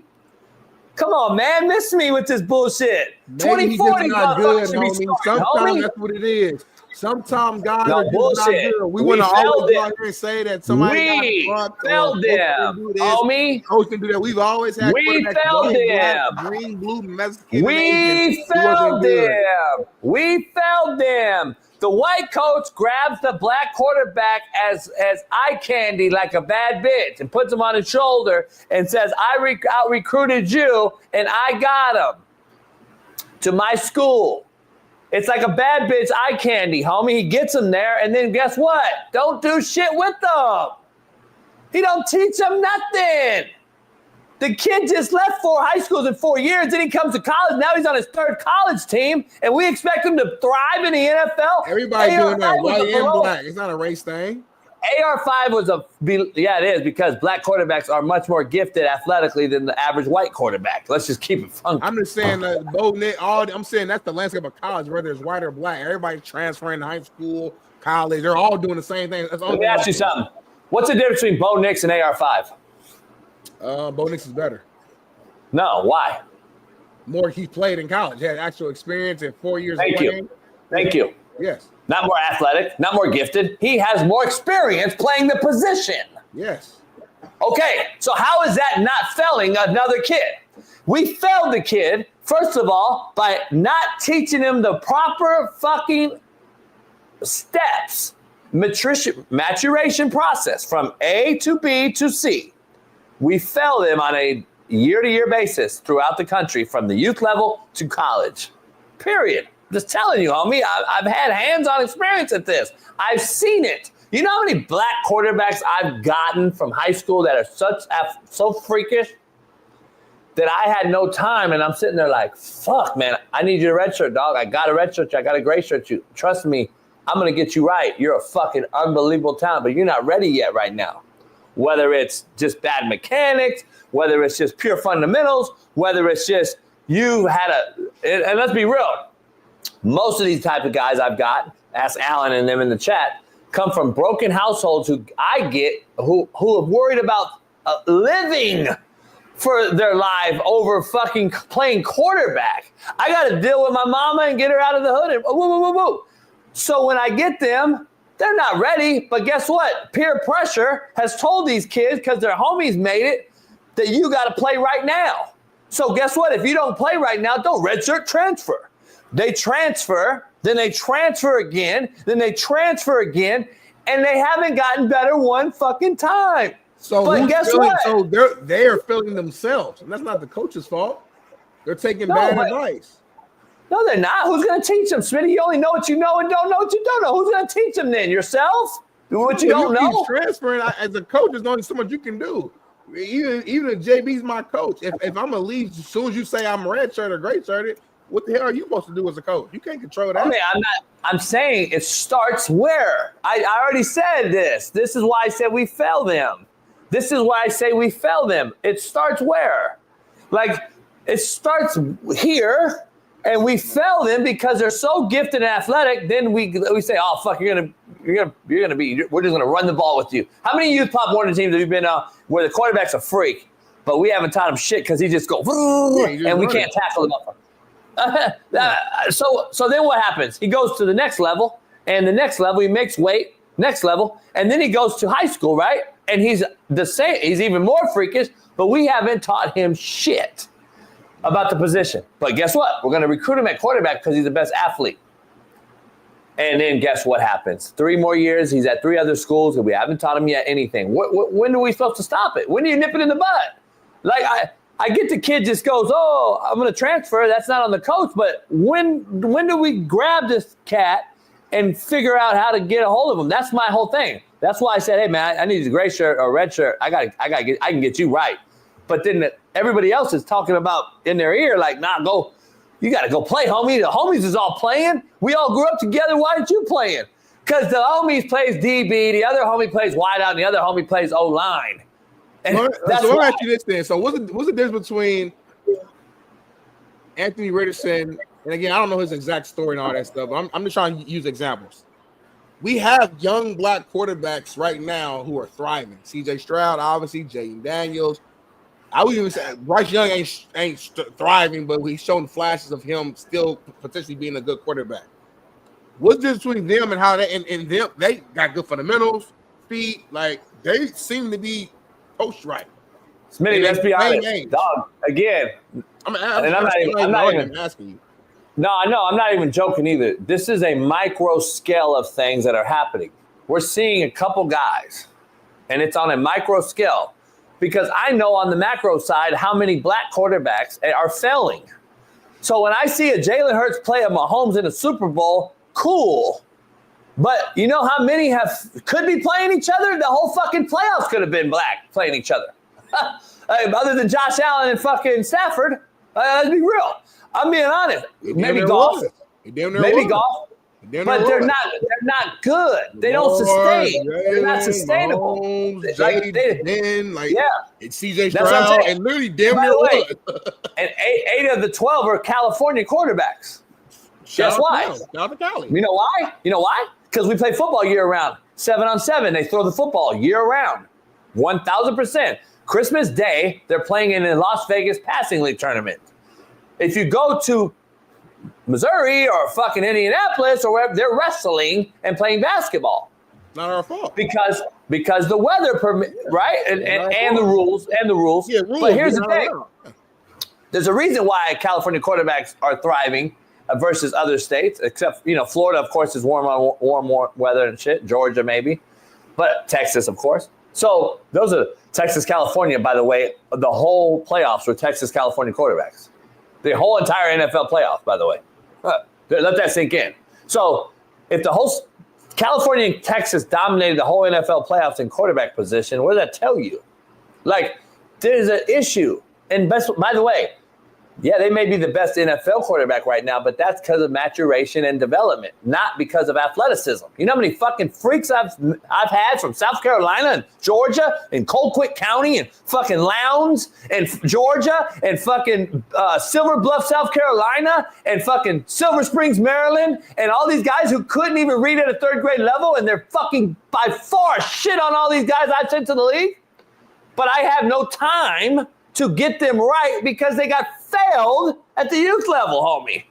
I'm just telling you, like, it's fact. And I know there's a ton of them out there that could be playing at a much higher level. And the whole quarterback thing that I say is the worst I've ever seen could actually be the best I've ever seen. But it's because we have failed them at a macro level. So I'm just saying this is a deep dive, but we've talked about this before on the show. But I'm just saying it's a deep dive, and I'm going to stay to it, man, because I know that these coaches, and be honest with you, have benefited off getting money, signing these huge contracts because of a few kids they've signed.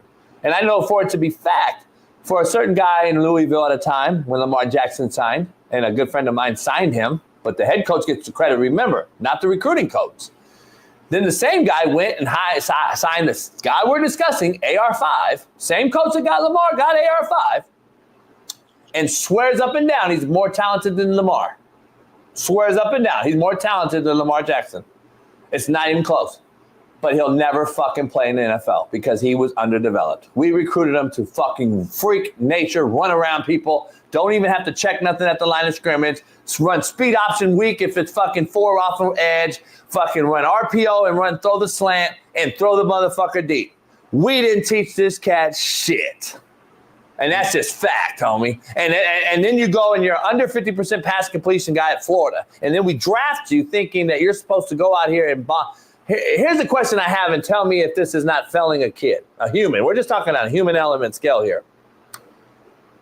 I'm going to trade you or get rid of you for nothing, as i.e. Justin Fields, i.e. all these other kids that we've seen over the last few years.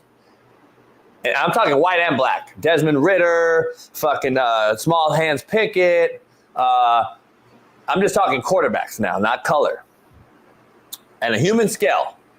How shitty is that of a human and a man? If you know you haven't developed that kid and you haven't even given him your fucking best, but yet now you expect him to be the best and then just shit on him and throw him to the wolves and then get rid of him after a year or 2 years. Like, this shit is what it is. Like, that's why that's the side where this is why guys like myself should be coaching, but we aren't. And that's why kids are getting fucked because they don't have guys like myself and a bunch of guys. I'm just saying I'm the best guru. I'm just saying I know a lot of guys like me that could be out there doing this and actually fucking investing in these kids instead of just, oh, well, you're a freak. You read 4.3 and hurdled a guy. We'll draft you. And then guess what? We know you won't make it because you don't know what the fucking sight adjust is. You have no idea what the O-line is. You don't even know what the fucking 3 technique is yet. But we'll expect you to be president or, the best quarterback in the world.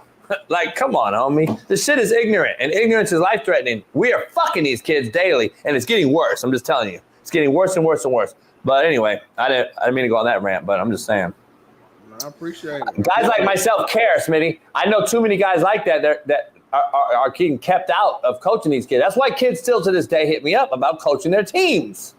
Like, that's all that, because they know real recognize real. They know what they're doing. They know what's coaching them now versus myself and other guys sitting at the house. They know we actually give a fuck. Like, that's what the problem is. But that is what it is. We're not even having spring ball no more, Smitty. Fucking spring ball is going away. Like, what the fuck are we doing? I don't know. It is what it is. How long does it, like a guy like Anthony Richardson, just for shits and giggles, this is my last question. Let's say he just stays in the league for like at least the next 5 years as a backup. He's not starting, he's the backup. Is it possible for him to be learning and getting the proper training during those 5 years, and he would learn enough during that time frame to where if given another opportunity, he could become a good quarterback? Or are you saying at this point, it don't matter what it is, since it didn't start as a kid in youth football and Pop Warner, that it's just literally too late? There's nothing you can do at this point. Is that what you're saying? Or is it possible for him to have enough years to learn? Too late. Because you're dealing with money now. It's a business. You're hiring employees and firing employees to hire the next employee. I can't keep you to develop you. And so, there's no internship quarterbacks in the NFL. I mean, there's no, you know what I'm saying? Like, we have no time. We have missed this. We have missed the opportunity. The window's gone. Like, this kid's he already got failed. He's a freak athlete. Hopefully make your money, man. But I'm telling you, he's going to be a guy that either egotistically speaking, he'll say, fuck that, I'm not going to CFL when the time comes, and I'm afraid it's coming soon. Either he won't do it, and he won't play anymore, or I hate to say it again, because, you're racist. He has to switch positions. That's real simple. I hear you. It's just crazy to think that like a quarterback can, get at least a little bit more developed in the NFL. I get what you're saying though, from a time standpoint, it's a business. So even when you're the backup, you're the scout team quarterback, basically. So like you're not getting better for you. You're playing the role of the team they're playing against that week. So it's not, you know what I'm saying? So I get what you're saying. It just sucks. It's just like, damn, like you got to. It is. It's the truth though. Like when can you? So that's the problem. You can't get. There's no time. Off season, literally just off season. There's just no time though. He has a whole game to learn. Number one. Number two. Then you got mechanical issues that you have to re-break. And re-breaking the quarterback's mechanics are not overnight. That takes years. And when you're in the NFL, Lamar Jackson has not fixed his mechanics for a reason. Too far gone. Now you just have to be Lamar Jackson and be the guy. Why has Lamar gotten better though? Because you admitted that this was his best years that he's ever had. Because that's a good example. Like Lamar has actually got better. Now I'm not saying mechanic. I'm not a quarterback guy, but I'm just saying just common sense will tell us that Lamar got better. That's my point. You can get better as far as you can get better statistically. You can get better, but mechanically will always fail you at the end of the day. And mechanics is what fails him in the playoffs. That's why he's 3-7. And that's just my honest opinion. I love Lamar. I think he's a freak of nature. The problem is mechanically, he's the same. He's actually arguably gotten worse mechanically as to a guy like Jalen Hurts, who's gotten better mechanically because he wasn't as far gone as Lamar was when he came into the league. He had a few things as far as when he had the ball, he had it cocked here. The next year, he came out west out here to Cali, got with Jordan Palmer and some other guys. And then you see Jalen Hurts. Now the ball is here, and he's punching the wall, and the ball's gone. The first year he was here. Lamar has a platform issue where the ball is here and the ball has always been this. For that to be changed, and you go from this to this, and then I got to get you here, and then become an over-the-top deliverer of the football, ain't going to happen. Not in 1 year. So do I risk breaking Lamar's mechanics in a year versus a guy like Jalen Hurts who's already tightly compacted? I just got to change one thing versus I got to change 3 things, and Lamar ain't going to happen. You can't change mechanics. But Lamar, to me, like, we can argue on this. Lamar's already 2-time MVP. Like, so, like, I'm cool. And Lamar don't never win a Super Bowl. But this is what he does. He wins 12, 13 games, MVP conversation. That's how athletic and talented this kid is. Great. Leave Lamar alone. But a guy like Anthony Richardson, it is worth breaking that shit because he's not good now. You see what I'm saying? So, like, it is worth breaking it and doing whatever you need to do. So here's a problem. Here's a problem. It's not, though. See, context matters, dog.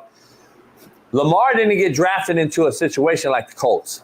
He got drafted into a fucking playoff-ready team coming fresh off a Super Bowl. Ain't bad, homie. If you put fucking not bad, but they're not the Ravens, Smitty. Team, you even admitted that team's probably winning 12 games next year. Smitty, I get it, but they're not the Ravens. Yeah, but I'm just telling you. But context matters, though. I don't have time. If I'm Lamar and I go right into a Ravens team and I'm starting as a rookie and we got a fucking playoff-ready team versus a team that has to be built from infrastructure up and I don't have a quarterback, totally different ballgame. I have time. I don't have time with Lamar because he's got to go right now. And whatever mechanics I have, we're set with him. AR5, how can I – and that's why I'm saying they're both the same. One, you don't change because of the team he's on. One, you can't change because it's too late, and you are now having to start on a team that's not as good as the Ravens. And I don't have time, or you're going to lose your job and be thrown to the wolves committee is my point. Like AR5, time to break him mechanics down, he loses the job, and then he's out of the league. So I don't have time to fix his mechanics, to your point. Lamar, you are going to get changed because you're on a playoff-ready team, and we're just going to use your fucking freaking nature, athletic talent God touched you with, and go. And they've had ultimate success in the AFC North. So there's never time. That's the whole thing. You're either developed already coming into the league where I can just fix a few things like Jalen Hurts. He was a little bit elongated. We've shortened his delivery. Now he's more punch. If you notice year 1 to year 2, he's more developed and tighter, compactly here. And Jalen Hurts is here now. Boom. Instead of here, he was year 1, he was out here. Those things you can fix and tweak. Can't change fucking low platform. Elbow low, get the elbow. There's too many things to break. AR5, first of all, he drops with one hand on the ball, one hand off. Like, that's number one. That shit should have been coached in Pop Warner. Jalen Hurts was coached by his father, who's a quarterback guy, who's a fucking disciplinarian, weight room guy. He's been around it. AR5 probably was not. I don't know for a fact, but obviously somebody had him loosely mechanically.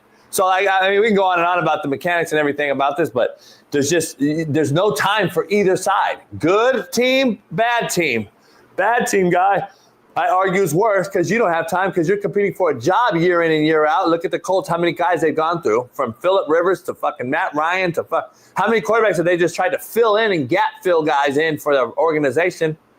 And then they draft a freak, but I mean, now you're having to develop the freak. You don't have time because the team's not as good as that team.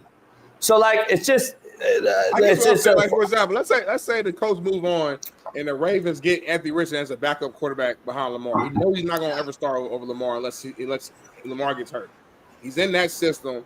Like, I don't. Again, I understand what you're saying. Like, it's not enough time to fully change everything 100%. But even if you make a few tweaks, a la Jalen Hurts, just a few tweaks to certain things, you add that with just the experience of just being in the league for longer. I don't know. I don't know. It just okay. I get AR5 totally mechanically right this offseason. He hires me, and I break his mechanics down, and he's fucking ready to go mechanically. And then he gets to the fucking OTA, and he can't identify the front. I hear you. What did you do? You did nothing. That's my point. He is so far gone. That's more important, though. Like, me and you disagree on the mechanic side. Because to me, when you're a freak athlete, and again, I could be wrong. This is my opinion. I don't think Lamar's mechanics matter that much. And I'm sorry, that's just I just think I've seen him play. They don't until it matters. I don't. So I don't either. I agree with you. I think AR5 move the game more. I think he actually could be, but I think it's fuck the mechanics. Not fuck it, but you get what I'm saying. I think it's more so like knowing that you don't know football. Lamar's mechanics don't matter until it matters, though. See, that's the problem. I agree with you until it matters. Lamar can get away with it because he's so gifted and he's surrounded by a lot of fucking talented teammates. I get it. His mechanics. I'm being honest. His mechanics don't matter. I know, but you keep throwing out a little weird line of like. Well, he does. He had fucking 11 Pro Bowlers. But I'm gonna let you finish. Smitty, he had 11 Pro Bowlers. It helps to have talent around you. This season he did. Yeah. I'm just saying. But fuck. What season are we talking about? I mean, he's been great since he's on the football field. So, and he hasn't always. You take Lamar personal for some reason when I'm telling you the truth. I don't get it. But here's what it is. No, you smart, Jimmy. You take little jabs. No. Like bottom line is, when it matters, and you have to make a layup and you can't. That's why he's 3-7. So mechanics do matter when it matters. They don't matter when it don't matter. That's all I'm saying. They don't matter when they don't matter. Like. Yeah. Just watch the games and where he fails late in games. It's mechanically. It's not anything else. AR5 is struggling everywhere. From rotation of coverage, who's hot, who's not, ID in the protection, re-ID in the mic, sending the O-line here, putting the back here. He has so much to learn. I got to know about who's inverted down, so I check it weak and run away from the invert. Do I run inside zone to the 3 or away from the 3? Do you think he knows any of this? This is basic common NFL quarterback knowledge that I need to know. I need to run low technique outside run game, and I need to run inside zone to the high technique. He don't know any of this. I know for a fact from the guy who recruited him. So how do we now expect him to know it in the NFL and teach that and mechanics? I'm saying fuck mechanics at this point and just teach the mental because you can learn. You can learn that. I know that for a fact. Yeah, you can learn that. I would argue it's harder to teach the mental than it is the mechanics. But that's more realistic to me at this point. But at this stage, I'm saying, see, again, to my fucking point, we failed them, homie. He should have been taught this at fucking 10 years old. And that's the problem. You don't start teaching safety rotation and box fucking protection and ID in the mic at 23 years old. You don't. It's too late. You're competing now versus a guy who may know it, who's not as talented as you, but can get me in and out of the right checks at the line of scrimmage. Right. He's going to play. He's going to play over the talented guy. I've seen it. You've seen it. We've seen it our whole lives. So how what I'm saying is you drafted him. So my point is, you drafted Justin Fields too.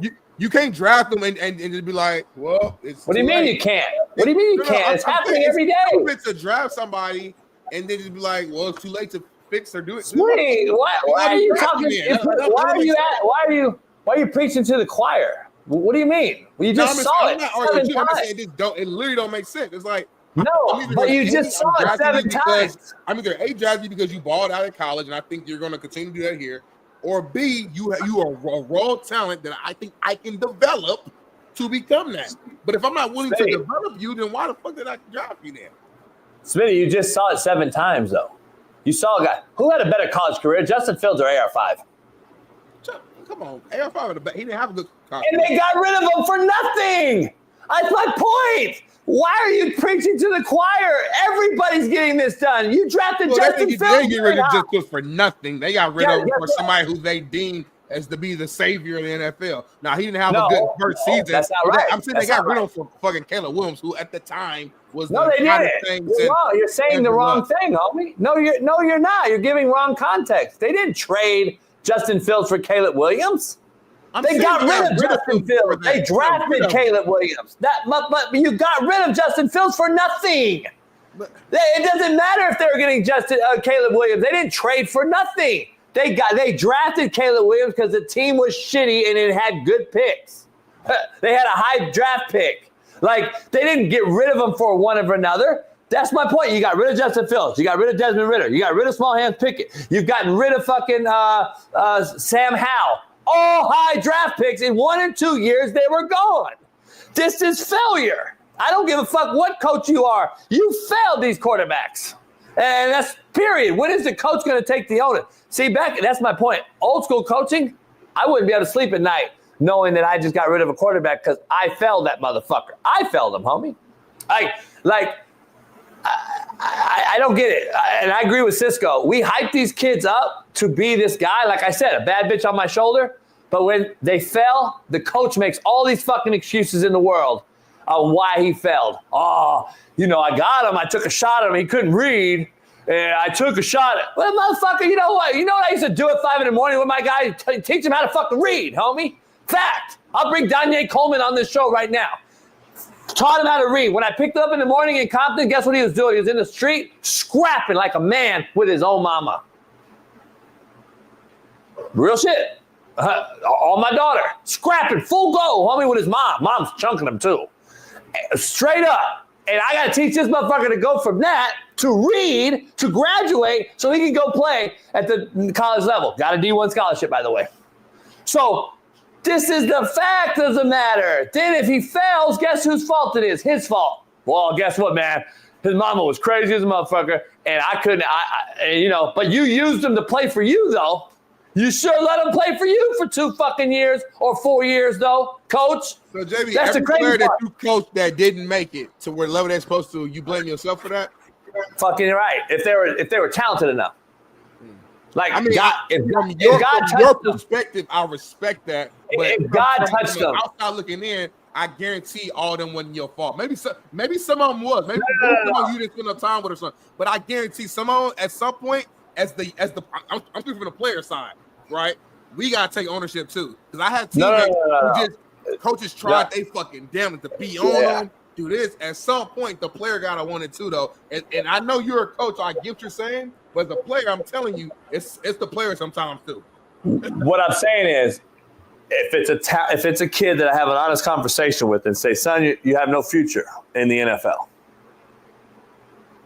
but you're a hell of a fucking team player, and every team has those guys, and you need those guys. And when they realize that and understand it and still give you their all, then you have a good team. Nowadays, though, every one of those kids think they're Reggie Bush, and then they transfer because they think they're getting fucked over because you had an honest conversation and told them that, hey, man, you're 5'9", you run a 5'9", but you know what? You're fucking smart. You can fucking skip pool. You're nasty. You're strong in the weight room. You're fucking a team GPA guy. Your fucking players love you. You're a locker room fucking positive, energetic guy. You get enough of those guys, and you have a good team. And then you go get 5 or 6 real uber talented guys. And remember, there's not a coach in this room unless you get to the next level and you're at Ohio State and Florida and you get to handpick these guys that coach more than 5 to 10 freaks on a team at any given moment. Yeah, I'm talking about freaks. So yes, to my point, if I failed 5 or 10 guys, it's on me. I get your point. If Smitty failed because he just didn't do his thing and wasn't the guy, I had an honest conversation with him already anyway, and he knows and I know this is a situation. But 5 guys that I've had before, I've had guys I've failed, and it could be on the player. To your point, they were shitbird. They couldn't get out their own way. Blah blah blah. Most great players are shitbirds, Smitty. So if you could get through to the best shitbird on the team, guess what? You got an NFL guy. Yep. So can you get through to that guy is the key. And yes, we've all failed them. And I'm not the guy to make the excuse for the guy failing. I'm the guy to blame myself for the guy failing. I used to blame myself too for I had 3 of the best quarterbacks in the country on one team, and one of them, the third one, finally was like, man, I'm not gonna play here. I gotta back out. So the night before, I was pissed, man. I had a girl at the time. She was like, what are you doing? I'm throwing shit. I lost this motherfucker. He's like, well, you already got the best 2. And I go, fuck that. I want the third one too. And I ended up getting his ass at the last minute. He came back to me and played for me. And I had all 3 of them. They all 3 went D1. They all 3 shared time on the same team in the same year, 2008 Compton team. Go look it up. So I'm the first guy ever to send 3 quarterbacks D1 off the same roster and the same team. They all played. One guy ran triple. One guy fucking threw the ball deep on third down, and one guy was a great conversion guy. And 2 brothers and a white boy. So it is what it is. Like, I got mad personally. I'm the accountable one, homie. Like, these coaches nowadays are the fucking act like that they're the responsible ones. There's a difference between responsibility and accountability. I'm just being honest. Responsibility is fucking what happens. Accountability is what you do. Like, period. So, like, I don't know. It's just crazy, man. I hear you, man. I hear you. Well, let's go to some real talk and jaw jacking, and then we might do a quick commercial, and then we'll go from there. But real talk and jaw jacking brought to you by Prize Picks. Go to Prize Picks right now and make your money. Milking that baby thing too. Oh, okay. Charles. Being pregnant, it can't be nearly as bad as playing a basketball game with a sprained ankle. I tried to. You heard me try to stop him. I'm telling you. You heard me try to stop him. Come on. Why you never buy a woman a watch? What, say it again, Why you never buy a woman a watch? Because there's a clock on the stove.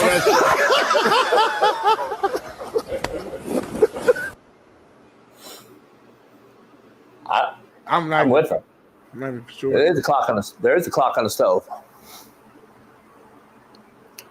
I don't buy material shit, though. I don't buy them shit. I buy women like I'll buy a purse or something, but I don't spend too much money like for material shit because it's gone. Purse is material. I know, but I'm saying that's what I say. I'll buy a couple things, but it's gone. Remember this, and this is a true fact. Hers is yours. Yours is hers. Yeah. I'm sorry, I said it wrong. Hers is hers. Yours is hers. That's fact. That's fine.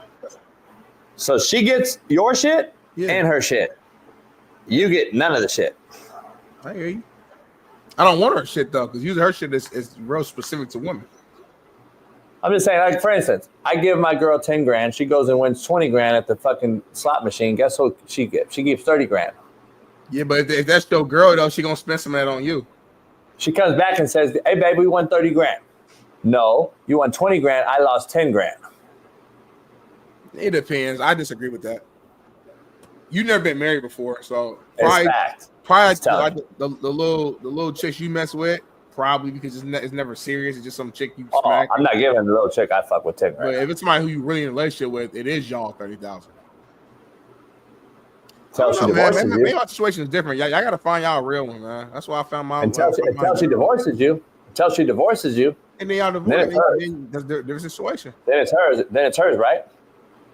Depends on the state you live at. Depends on the pre-marriage sign. Depends on a lot. It's hers. Keep it real. It's hers. House is hers. Or y'all don't get divorced and you married and you live happily ever after. A woman always seeks better. Negative again. No, a woman always seeking the better thing. She always wants the best. She always wants the next best thing. A woman can never be satisfied. A man ain't satisfied either, though. That's why you never get married. Nobody's satisfied. A woman always no, it's not true. A man can be satisfied though. Real simple. A woman can never be satisfied. She's always looking to one up you or get better in return. And there always has friends in her ear talking about you could do better. He no good for you. Ooh. And then she gets out of there. And remember, dog, 60% of all marriages end in divorce. Fact. Baby, you're always trying to be better though than yesterday. That's your mindset in everything in life. But that's why I'm not married. 60% of all marriages end in divorce. The other 40% of marriages, just so we're clear, are miserable company. They just go through the motions to live together. But in the girl's head, she's getting whispered to by her homegirls. Why are you still with this motherfucker? Get up out of here. And then the other side is the dude. He's out here, got side chicks. The girl got side dicks. Like, what are we doing? Fucking just be solo on me. And just spread your fucking. That 4% that loves each other, finds new ways to learn each other each day, still goes on trips, still does things for each other to grow. They're business partners now. They got real estate LLC underneath their names, and they're buying back the block, and they still love on occasion. Hey, Smitty, have you ever pulled up any store you want to have, homie? Is there? Hey, Smitty, have you ever pulled up to a Burger King and see a bad bitch working in there and hollered at her and tried to fuck? Nope. Well, I don't know how long you've been married, but you did back in the day. So you probably pulled up to like White Castle, saw a bad bitch. You're like, hey, girl, woo. Have you ever seen a bad bitch in a Benzo pull up to a dude working at Burger King and try to holler at him? No, never. Never will happen. Never will happen. Keep it funky. No. Me and you work at McDonald's, drive-through. We got fucked. We look good. Fucking. We got it. And a bitch pulled up in a fucking drop-top Benz. Damn. Well, get your number, boy. Shit. Can you come over to my mansion later on and fuck me down? I don't know. These rich women do be fucking bums, though. Not bums. You know what I'm talking about. These rich women be not I'm just telling you, like, being real, like, homie. I get it. On the low. You know what I'm talking about, homie. You know what I'm talking about. No, I do know, but this is that scenario I just gave you doesn't happen. You right about that too. I give you that. So if that's the case from the jump, and then that's the scenario, and it ain't. So that means right there that it ain't all equal. I'm telling you right now. No. We like each other for different reasons. Men like women. Our stuff is mostly physical. She look good. She got ass. She got titties. She can fuck good. I don't care what she does as far as her career. By the way, girls can't fuck good. I got money, so I don't care. Good. Let's clear that real quick before you keep going. Girls don't fuck good. Let's be clear. There's not one woman in this world that could fuck good. Let's just be honest. And that's a fucking 1,000%. That's a fact. No girl is going to fuck the shit out of you. So let's just be real. I understand what you're saying, but stop it. Yeah, I know, because you know what I'm saying, but I want everybody to know. That shit back different than somebody else. I want to make sure everybody knows. Stuff face down. There's girls who know how to ride differently. There's girls who different flexible. No, they don't. I know what you're saying. The man, we got the hammer, so we're doing the fucking. I understand what you're saying. But there's women who do things differently. My point being, because ain't no girl throwing it back on you. It don't matter. Bitch, you could slam your ass against my fucking pelvic bone 1,000 times in a fucking swirly motion. It does not matter. If your pussy's shitty, I'm not busting. If your pussy's bomb, you could sit on this motherfucker just like this, and hold up. And she ain't even started yet. Stop. But ain't no girl fucking you good. Ain't no. Damn, Smitty. We at the barbershop and the homie, dog, this bitch fucked the shit out of me last night. I ain't never heard that, homie. That bitch grabbed my shit and was like, fucking never. Homie. You ain't never take rock and shit, you know? Homie, like, I'm talking about you lay down your bed. I got on that motherfucker, Smitty. I got on that motherfucker, and I slipped the head in that motherfucker, and that's what the homies are talking about. The pussy was dripping down this bitch's leg, and this bitch is fucking, her pussy was like, God damn, Sunshine was talking to me. Man, that bitch pussy was shitty, but she was fucking the shit out of me. I lasted all night. Shut the fuck up, homie. Ain't no man lasting all night, homie. It's the pussy. That's it. It ain't no pussy popping. It ain't no fucking, she know how to ride dick. Oh, no. The only thing girls can do. Everybody don't do anything the same. The only thing girls can do is either suck dick good or bad. You either born with good pussy or shitty pussy. But some women don't know how to use that good pussy. You don't need to use it. I understand, but it's different experience, though. If you got good pussy and you just laying there, a man can do all the work, it's going to feel good. But if a girl got good pussy and she know how to use it and ride and move, it do make the whole shit better. You're confused by the good pussy. The good pussies confuse your whole thing. You think the bitch is fucking you good because she has bomb pussy. No, I'm not saying that. No, I'm not. I know what you're saying. You're saying you're saying if I could cut the vagina out and just separate it from the woman and I just went home with it, the actual organic vagina built just naturally itself. Some are good, some aren't. I know what you're saying, but I'm saying there's some girls with a good natural vagina who also know how to fucking ride good. They in shape. They can put that back down. They can take dick good. They can throw that. there's different elements to it that make the overall experience better, Jason. First of all, let's be clear again. We got to clear up all these oxymorons. No girl can take dick good. They all do. No Some dick's girls too big run from it. Some girls like, ow, ow. Some girls are just like, all believe the hype. No dick's too big for a girl. She fucking has 10-pound babies, homie. Stop believing that your dick's big. This bitch throws out babies. She's telling you that to make you feel good. She can have babies come out, homie. Trust me. That's coming out. It's not going in. That's coming out. It's not going in. Pussy's this big, homie. You gonna fill that up? It stretches out. I understand what you're saying. The woman body's amazing. Things change when they having a baby, but when they not having a baby, JB, I don't know who you done smack. It ain't always the same, homie. I'm gonna leave it at that. Homie, I'll be honest. I know it ain't the same, but it ain't about. Let me just break it down and leave it at this. Some women just be taking it. They talking shit. Let me leave it at this. Some women ain't. Let me leave it at this. If the bitch had the best pussy in the world and knew how to fuck, you would never know. And I'll leave it at that. Because somebody would have bagged her and kept her. No, because you would have came instantly and never would have felt the pussy for real. And she would have clowned you for fucking busting so goddamn quick that she would be gone and nobody would know how good the pussy really is because she could fuck and has good pussy.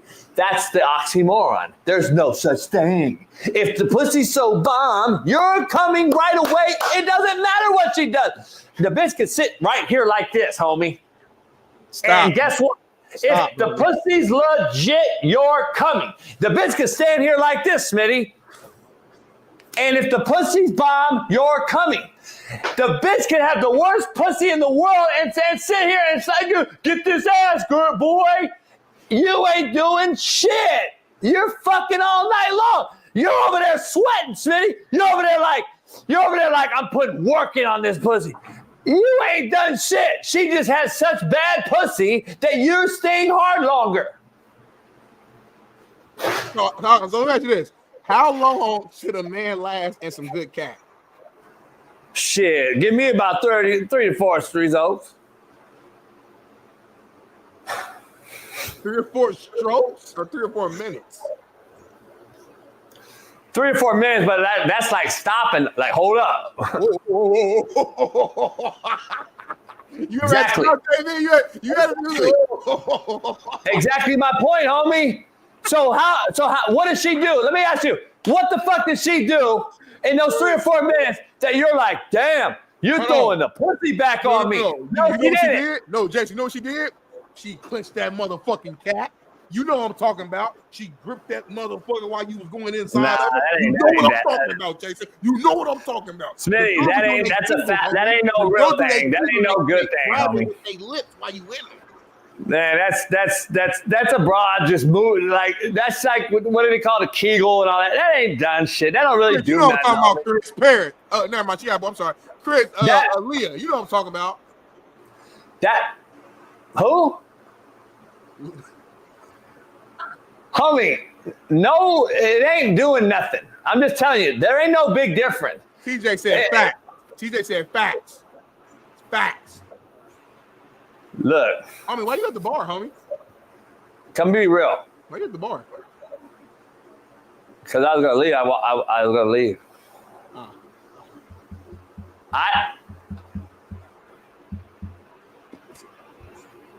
What is that noise? What?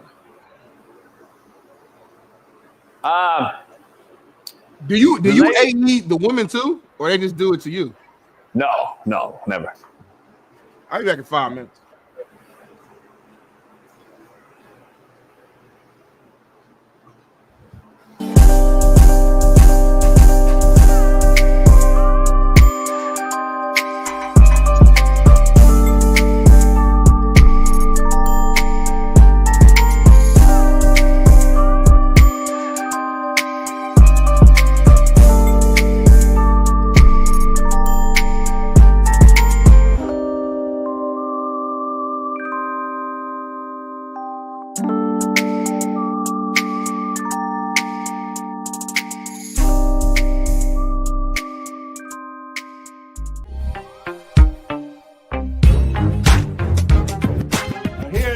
the infamous one of the palm trees that Ash ate. So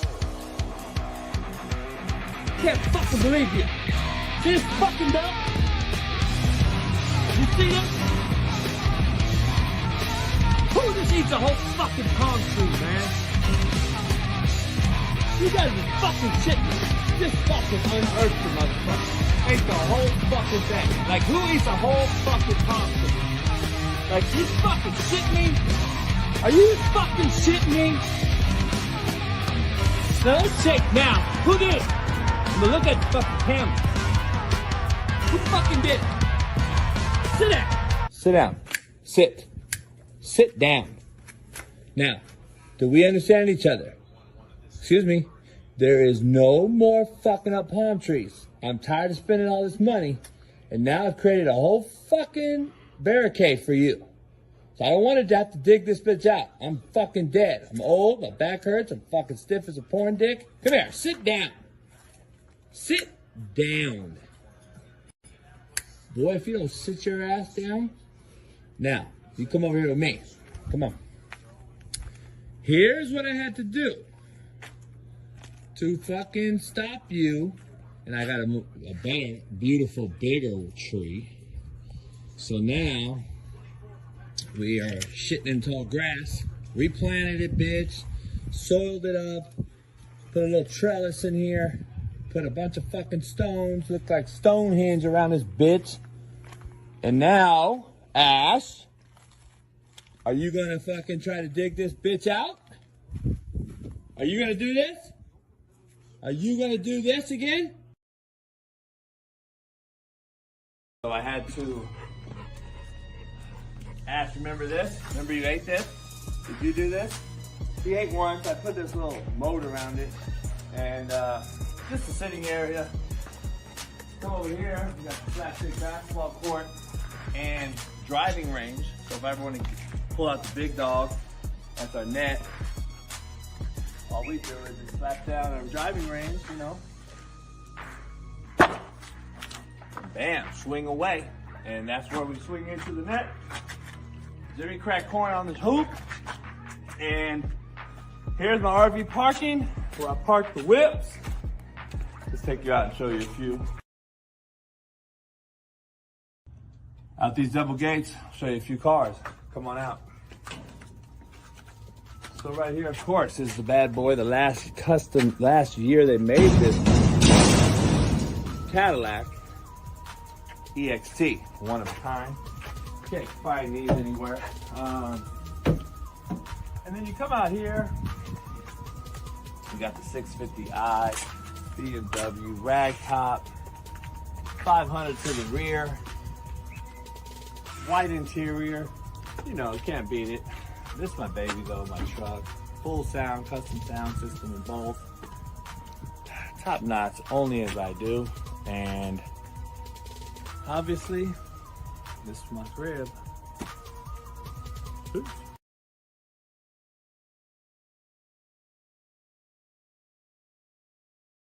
All right, that's JB's Cribs. Appreciate you jumping by, coming by. Listen, it's time to go. Now take your asses and get the hell out of here. I'm about to go cook some slapstick tri-tip. It's been a pleasure. Now go home. Peace.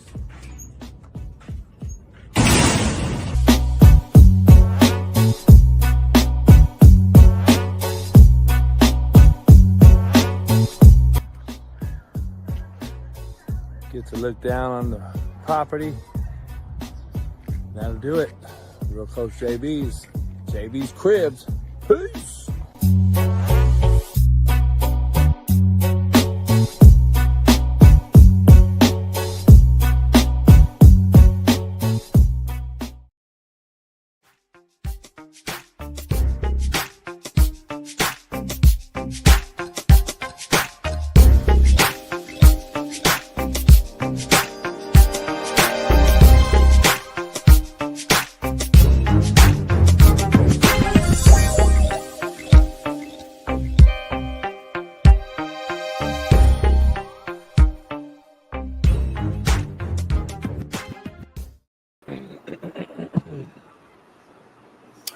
Yo, we got about 23 more minutes left in this thing, man, before we gonna go ahead and call it. Bop me. I got the wrong way.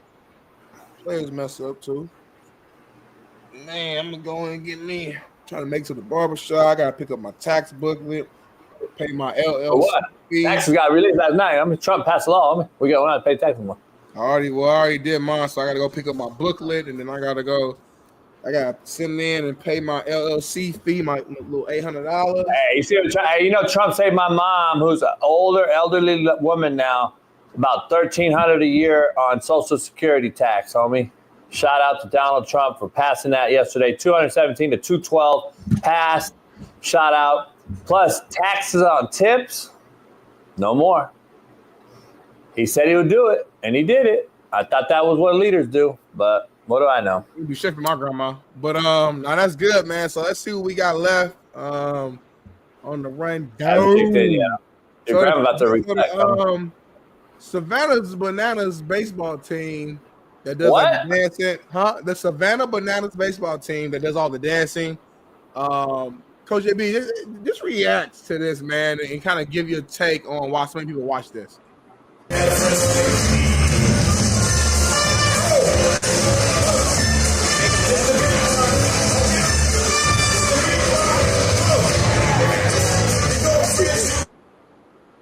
They're one of the more popular, sports teams. Don't know like the Harlem Globetrotters for baseball is how I would compare it. And very popular. People love them. They literally sell out crowds, make a lot of money. A lot of these guys actually played, I think, baseball at some point for real, or maybe in college or whatever. Now they kind of do this thing for fun. But what's your take? Why do you think so many people actually like them? Hey, baby. Good morning. Go back to his name. Rewind. Go back. Rewind it. Right there. Pause it. Go back to his name, Bailey. Let me see his last name. Let me see that right there. That's why. Because he sucks cocks.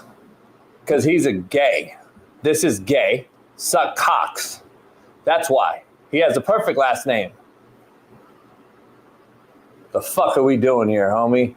You a homophobe, homie. The fuck are we doing? God damn.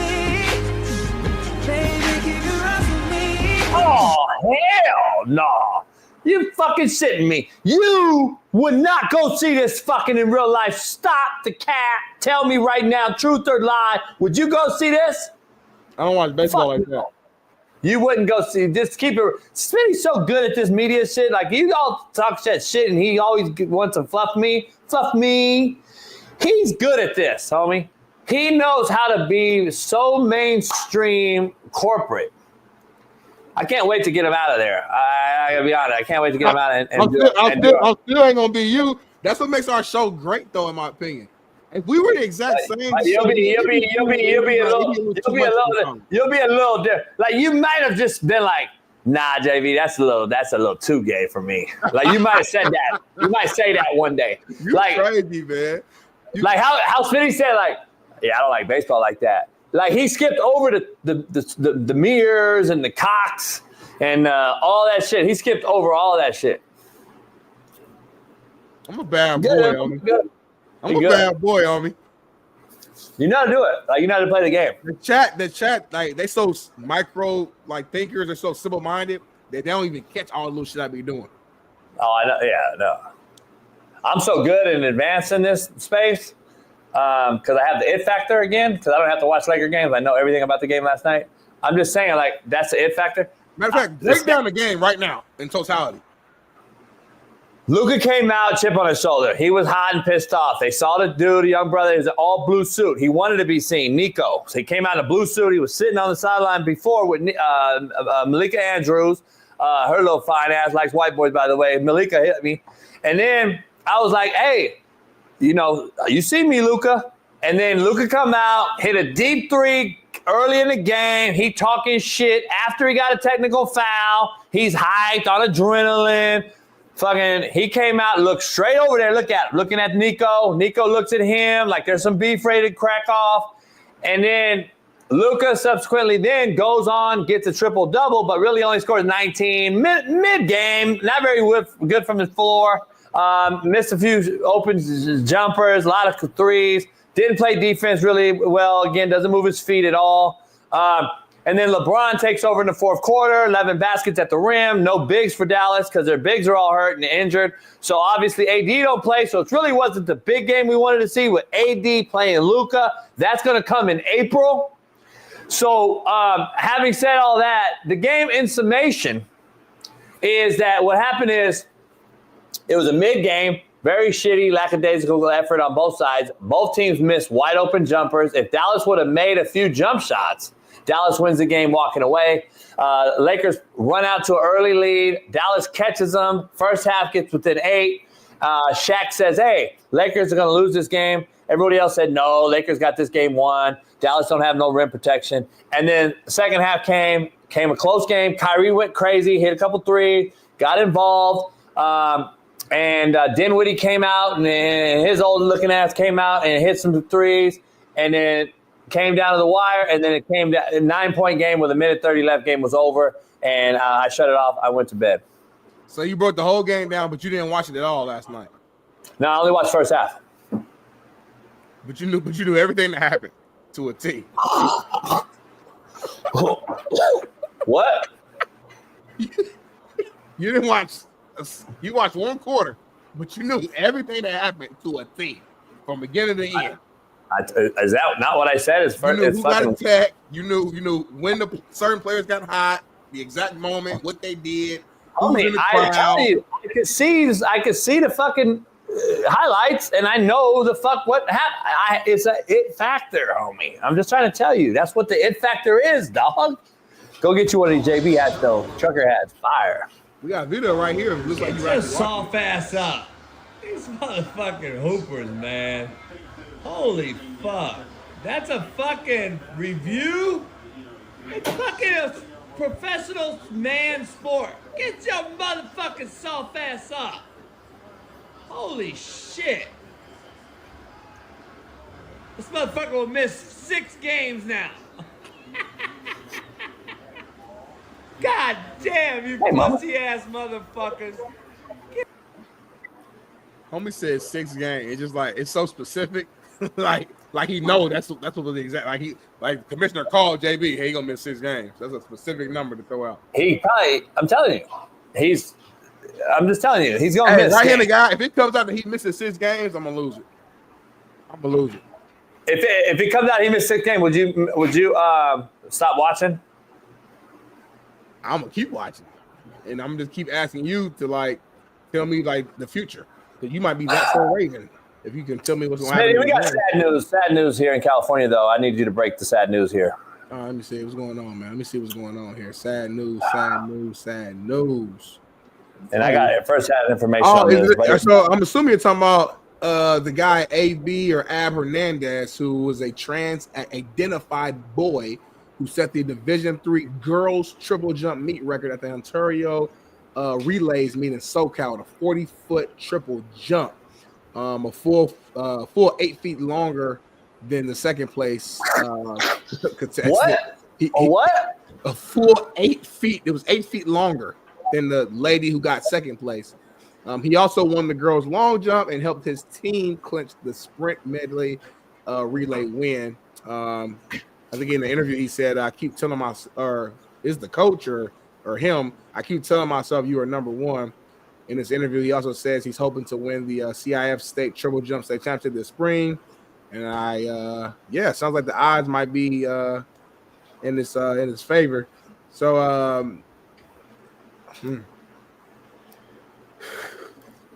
what are in his favor?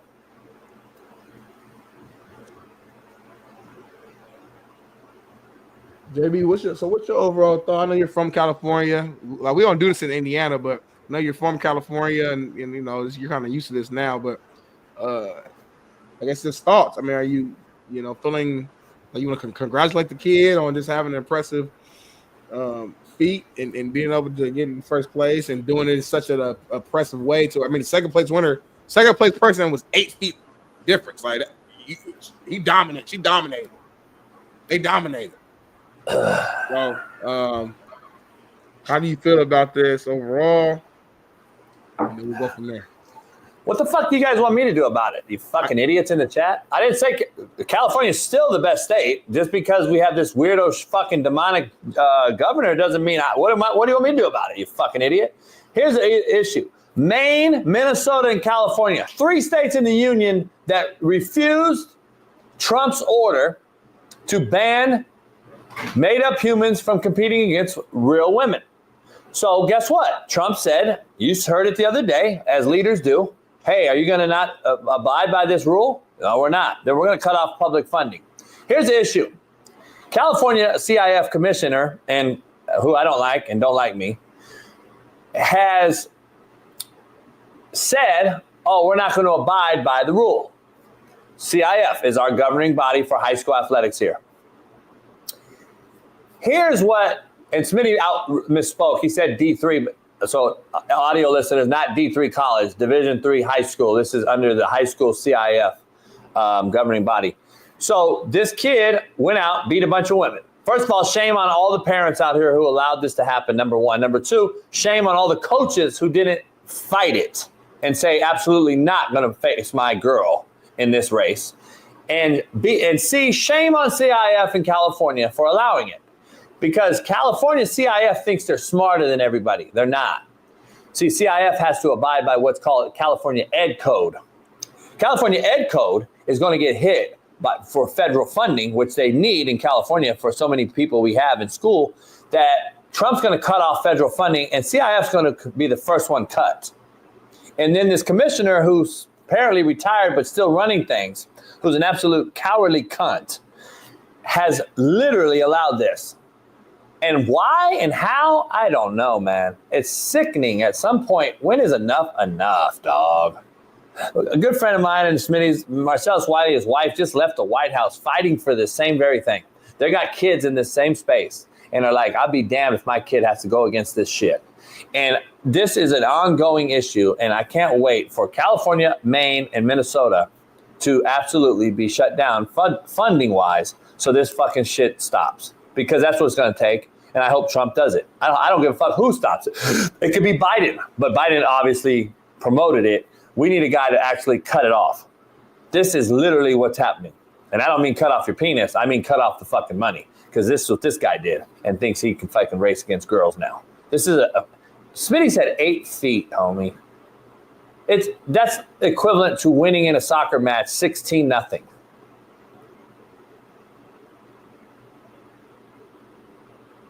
I'm speechless. Let that sink in.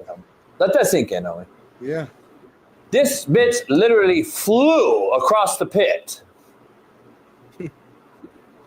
Like was in the air. And you've seen girls jump. Like, let's be real, Smitty. We've seen girls that, track meet. We went to the track meet to holler at the broads. Let's be honest. We didn't go there to watch them break a fucking 10x4 100. So look, I've seen the girl triple jump, homie, and here's what it looks like.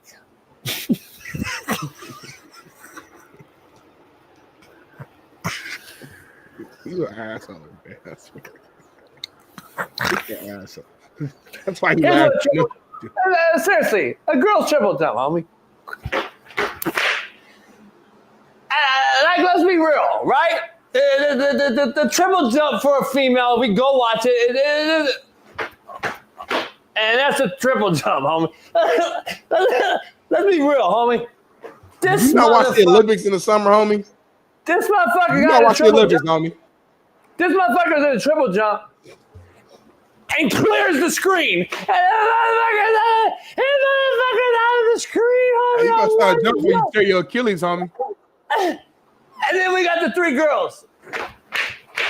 And then this motherfucker goes and he's out of the screen. And motherfucker, homie. He's gonna tear his Achilles out to your old ass. You better start jumping. Do one more jump and watch your Achilles tear, homie. You better stop. This shit has to stop, dog. TPV, he has flops on, homie. Stop it. It has to stop. Hey, homie, pause, homie. You got some weirdos in the chat, homie. Why?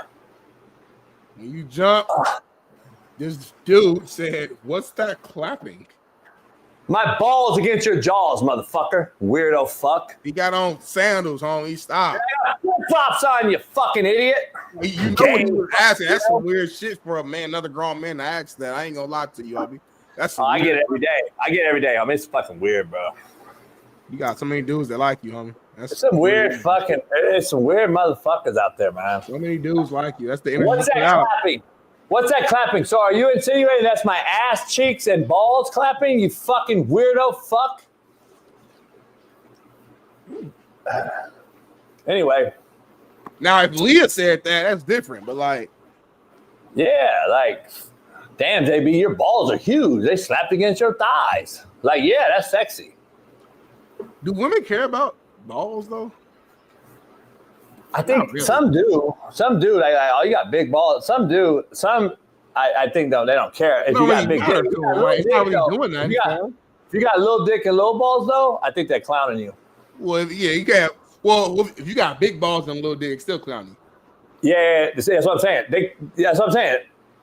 The balls are I think they call it a package. Oh, I thought the package was the whole thing. That's what I'm saying. Like the whole get up. Yeah, the whole get up. Yeah. Chris said no, they don't care, and then Jazzy Jazz said no, they don't care. So you got an answer. Thank y'all. Thanks, ladies. That's why I did have a few ladies in there because like I really don't be knowing. I really don't be having the answers. So I think big balls are like a man like flex. It's just a term we say. It doesn't literally need to be. I don't want no super long big balls. Personally, that's kind of weird to me. You don't need long. I don't know if I want long balls. That's weird. Hey, Uso, I agree. MILFs do. Older bitches like big balls. Jay Uso, explain that to me though. Why? If he explains it to you, we got pause. No? No, this is for education. No, I'm saying like explain why, like why do the milk, like from the milk's perspective, why do the milks like that? They like sucking on balls and shit. I mean, a lot of girls suck on balls, but they do that just to pleasure the man, not because they like the balls per se. You know what I'm saying? Like a lot of times you just do suck. I'm fucking in the chat, homie. I'm gonna be honest. Some of the shit I'm seeing, this shit crazy. We got a crazy. Hey, Chad, I got a question for y'all. Hypothetically, and answer me immediately. If JB and I did a like an evening show, I'm just asking in general, like a night show, would y'all watch it or probably not? Like, in lieu of this. You're talking about in lieu of this, though. Yeah, in lieu of this. Like, let's say we did. Replace this for a night show. That's the thing. Let's say it was, I don't know, 6 p.m. to 8 p.m. Or I'm just trying to throw out a time that, like, 6 to 8 p.m. Pacific time. I know it's kind of late on the East Coast, but I'm just curious. Would y'all watch that or no? Like, be real. D. Jones said, hell no, hell yeah, I'm watching the show.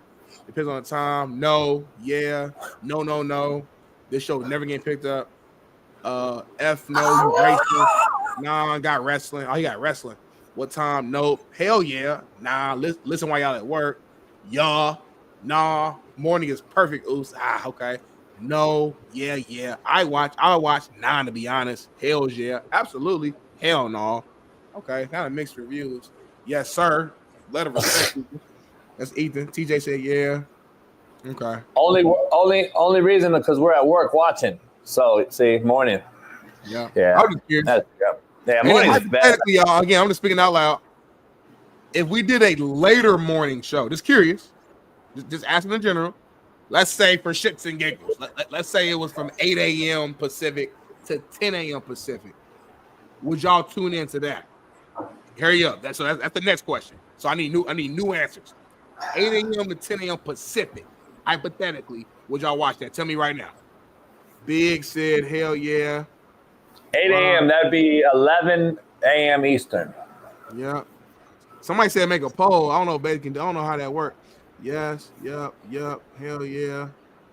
The time now is good. We know the time now is good. We're not saying. I'm just asking y'all a general question. I'm just trying to get some research. Hell yeah. Why? Instead, again, we're not changing. We're just asking in general. If we move this time to 8 a.m. to 10 a.m., like this later in the morning, would y'all be able to watch? Is what we're asking y'all. I got a good time slot. Jane said, yeah. That's a big one. Jazz said, yeah, that'll work. She said, I'll still be at work. She watch at work anyway, so it don't matter for her. So she gonna watch regardless. Richard said, you got fired, Smitty? I'll tell y'all when I can tell y'all. I watch all JB. I watch all JB's content. We need to go back in studio first. That's not really answering the question, cousin G Wizzy. Come on, homie. No, stay away from the McAfee stream. This is perfect time. See? Okay, perfect time. Somebody said, reluctantly, how much crossover do you think we got? You think our crossovers, how much McAfee crossover do you think watches both? I don't know. That's a good question. Because you used to be on that show, so you probably literally, you know what I'm saying, brought people on. I don't know. But they don't think there's a lot of crossover. I'm sure. We're getting like a lot of mixed feelings back and forth. I was just curious though. That's all I want to know. 8:48 though. Let's see what else we got on the rundown, man. Let's see what else we got on the rundown. If y'all ain't hit that like button, man, hit that like button right now. Subscribe. You know how hard it is to keep people happy all the time. It's almost it's an impossibility. Yeah, you can't do it. Because now people are like, I see more and more like, Pat show's mid now. Blah, blah. I'm like, crazy. You'll never be able to, and he still get 50,000 people live every day. Like, you know, people cannot stay happy. You'll never please everybody. Jay Uso was saying that would run into Matt's podcast though. So yeah. So what? If we moved our time, he said that would run into Matt's podcast, like run into it. Like as soon as it ends, I think they start. Big fish eat little fish. Big fish eat little fish. Let's dive into this next topic.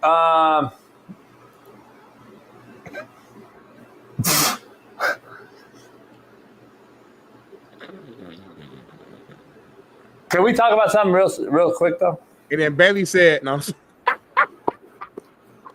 Can we talk about something real quick? Yeah, what's up? Oh man. Oh shoot. Why did Diddy's lawyer quit? Because it was an improbable case, impossible case. It was a what? It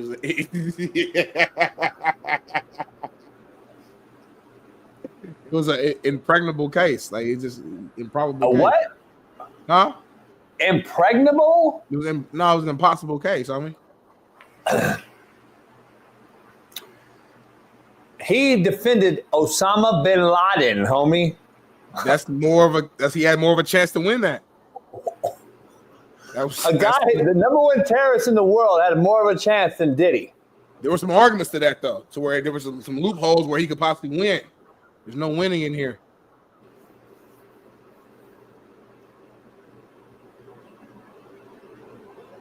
This motherfucker said he had a better chance with Osama bin Laden than P. Diddy.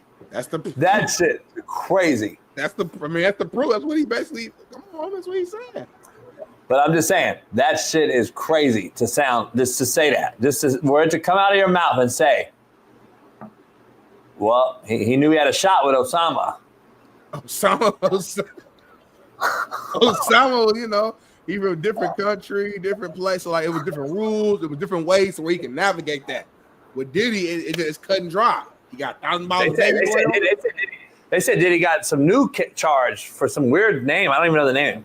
1,000 bottles of baby oil. They got the shit on videotape. They got all the little. It's too much stuff there. It's hard to defend, you know. Hey, they say they're releasing the Epstein Island list next week. If they do, there's a rumor out there. I think BetUS, all these different betting sites have odds on it. Have you heard about? No, real shit. Have you seen these odds? No, I sent it to me, homie. Who the number one person is odd wise on the list? The guy that's on the list the most. Oh, Jay-Z. Yeah. Oh, that. Yeah, I saw that. They say Jay-Z on the list. I don't know how validated or how credible that list, that post was, but I did see that post. Jay-Z just got out of the last case. He got brought up in though. He just got his name cleared on that. So. Well, he paid her off. You think LeBron's on the list? No. Fair question. That said the nightcap like Shannon Sharp and Ocho would be so dope. You guys would own the evening. That'd be a different show though. Like that would be our own. Like for 1 hour, me and Smitty came on there, bitches. You know, like we do our own thing. Smitty, let me ask something real quick. Speaking of that, Ocho Nightcap, have you seen Cam go in at Ocho Cinco? Cam went in on Ocho, man. I don't know what Ocho did another video last night. Then he did another video. Really? Yeah. Ocho, he ain't responded yet, has he? I think so, but I don't know. Like, I don't know. I haven't seen a response yet. Yeah. I don't know, but have you seen Cam's like first initial take? I did. He called him. What's your thoughts? What's your thoughts on that? Type of stuff. I mean, if you don't like somebody man to man, I respect Cam for just speaking what he believes on and putting, as Marcellus always says, names and numbers. Like, if you don't like somebody as a man, you feel like they disrespected you. You have a platform as Cam does. That is the platform and the place to call it out. Now, I'm not agreeing or disagreeing on the context. I don't know Chad personally. I know people. I'm close with people who's close to him, but I don't know him personally, so I can't speak on what's the truth or nothing like that. But as far as just you as a man, if I had a problem with you, Jason, I would say it right here live on this show, man to man. You know what I'm saying? And we can figure it out after that. But I respect that piece of it. Here's the video for all the people who didn't check it out. Niggas need to keep their ass inside, man. You know what I'm saying? This is what they need to do, man. Fuck is you telling another grown man about you getting your tool piece a little bigger, man? I don't really fuck with Chad or Chocinco, to be totally honest with you. He all right, but at the end of the day, when we started the show, the nigga was hating from the very beginning. We started the show, we was doing very well, it was very successful. We didn't have no deal, no sponsors or nothing. We was doing this off the muscle. He comes out of nowhere talking about, yeah, I'm gonna get myself back together and I'm taking Cam's spot. Why the fuck you gotta take my spot, nigga? Fuck is you talking about? You been a football player your whole life, nigga. Now because I'm doing sports, you come and take my spot. And at that particular time, we had only been doing the show about 2.5 months, 3 months. But that's how much of an impact that I had that bitch ass nigga felt threatened. You know what I'm saying? Then after that, we tried to call him. Shout out to my nigga Bub. My nigga Bub knows some niggas he know. I tried to give him a job. He like, yo, talk to my agent. I said, I'm talking to you now. What the? I don't do business like that. I talk to my agent. See, you so dumb you can't even speak for yourself, stupid motherfucker. I tried to offer you more paper than you probably get now. Ask Mark Jackson how he got paid. Ask Mike Irvin how much he got paid. Ask them niggas if they was living lovely off the checks me and Murder would send them niggas. Ask them. I bet you ain't getting paid the money that Mark Jackson and Mike Irvin got paid working with us. I don't know this for a fact, but ask Mike Irvin and ask Mark Jackson if they get paid lovely. I'm gonna ask Playmaker. I'm gonna say Playmaker. I'm gonna say how much was Cam and Mace paying you? You like, hey. I can't tell you all that now. Hey, I'm gonna hear. I've heard personally some crazy numbers though that he paid OJ though. I bet he had to because OJ wasn't just going on everybody start talking. I'm sure he was getting crazy numbers to do that. But I'm sure I know Playmaker. They got some money over there. We need, you know what we need to do? We need to look at their exact sponsorship package, and we need to have Bailey reach out to all of them because we have similarities. We're not the same at all, but there's similarities in terms of like the tone of our show. They talk freely, we talk freely. So if sponsors are willing to pay them, they would be be willing to pay us. That's my opinion. So we got to think smarter, not harder. Let's put that list together. Let's figure out how we can talk to them. But yeah, I mean, shout out to Cam. You know, hopefully Chad responds. I thought he would have been responded on Nightcap on him and Shannon's show. And I know if somebody came to me like that, I'm responding immediately. You know. Here's the thing. I was talking to my boy about it. You got to meet him at the Super Bowl party, I think. But he was like, real beef, Smitty, doesn't get thrown out on social media. Fake beef gets thrown out on social media. Real beef is handled by real men in person, and the social media people never find out about it. Not no more. It used to be that way. God bless you. God bless you. No more. God bless you. Yeah. You got that. Nah, I think it's still that way. I think it's still that way. By the way. I think that what I mean is, you all right? Yeah, these cats say what they're comfortable saying, homie. And I'm going to be honest, it's comical to me. All of it. It's comical. That's not fake, though. I'm not saying it's real beef. Like they about to really go at it. It ain't that serious, but it's not fake either. It's just like I think he really don't quite like Chad, and that's how he felt. He ain't necessarily trying to go fight him tomorrow, but I think he just was speaking how he honestly feels. And No, I agree, but I'm saying that's not real beef to me, though. That's just internet beef. It's not real beef. That's all I'm saying. Last topic, Smitty, I want to get into real quick. I talked to actually Andrew Whitworth yesterday and Fitzmagic. They're going to try to come on the show next week. We got Willie Anderson next week. We got Pac-Man at the end of this week, Pac-Man Jones. And then next week we got my main man, he reached out to me yesterday. I'm trying to get him on a slot for us. NBA player Monte Morris. Oh, okay. Hit me up out of nowhere, man. Said some really nice things to me and was like, a huge fan. Love how you keep saying it. He responded because of the video that I did. We don't even talk about it. But anyway, obviously about the NBA, and he's in the NBA. And said, hey, man, I got some tickets for you. Come through, watch a game with me, chill. He's like, I'll be in LA. I'll do a show live. And I said, man, shit. I said, what do you think about doing like a basketball portion of the show? We need a basketball guy. Could be. So shout out to Flint, Michigan. That's where he's from. So McVay, head coach of the Rams, went on, podcast with Whitworth and Fitzmagic yesterday. And Bailey, if you could show it, had this to say. I want to ask you about it.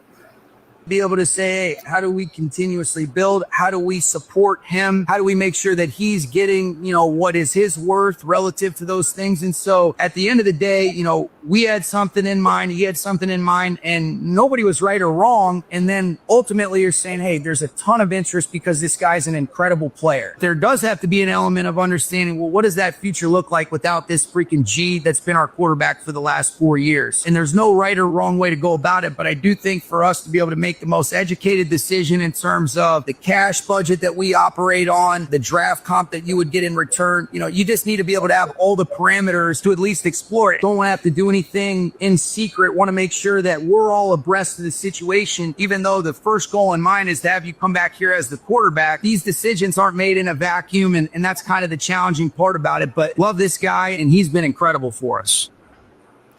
Sounds like McVay wants to keep him, but it sounds like he's concerned that they won't reach an agreement on the numbers, and that there's a realistic chance that Stafford will be leaving the Rams, and they're planning for that right now as you cover your face. So, sad day to be in LA, but an exciting day for teams like my Indianapolis Colts, who I'm sure is going to do everything they can to try to pick up a Matthew Stafford, one of the best ball spinners you've ever seen.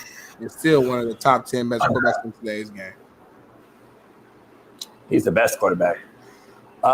It's not.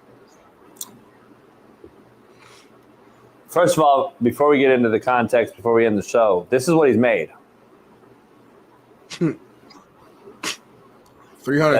million. That's his career numbers. He's number 2 all time. Only behind Aaron Rodgers, who made $381 million.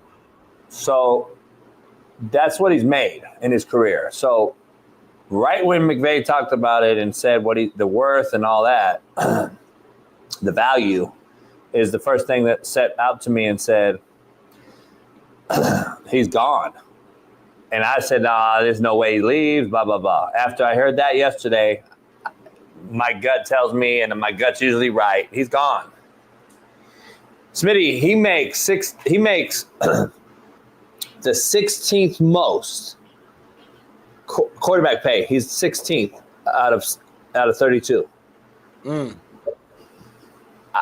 I'd be hot. I'd be hot too. I'd be real. Like you're telling me I'm the 16th highest paid quarterback, and you got guys who ain't even sniffed what I've done, and you're paying them and not me. Geno Smith makes more money, Smitty. But for context, that always happens, right? Like the guy who signed a new contract today and becomes the number 1 guy in the league, once that contract gets towards the back end of it, year 3, 4, whatever case may be, they'll be probably in the middle of the pack. That's just how it is. The market continues to grow. When Matthew Stafford signed his last deal, I bet he wasn't 16. You know what I'm saying? Here's the thing. But this is the issue, though. Rams, Snead, I like you. I think you're a great GM. McVay, I like you. I think you're a great coach. Great. I think you're a top 5 coach. You can't allow money to affect this. You got to pay this guy for another 4 and let him walk into the sunset. There's no way you can start over. If this is about money, Rams, you got $41 million in cap space, by the way. You're like top 10. You got room to wiggle here in this offseason. Make it happen. Like, just make it happen. Don't allow this fucking thing to end this. Like, that'd be stupid to me. Stupid to this organization, in my opinion. To let this guy walk because you don't want to figure it out. It would be dumb. And I think Stafford's level-headed enough to say, let me do what Brady did. Let me do what a couple guys have done. I don't need $100 million a year, but I think I should be top 5 paid, no doubt. I would ask that if I'm him. Even at 36, I would ask for a top 5 salary at quarterback. I think he's clearly a top 5 quarterback, no question. I think he's one. I think he's the best ball spinner, period. He ain't the best quarterback. I'm saying best ball spinner as far as the talent. He's not the best overall quarterback. He's just not.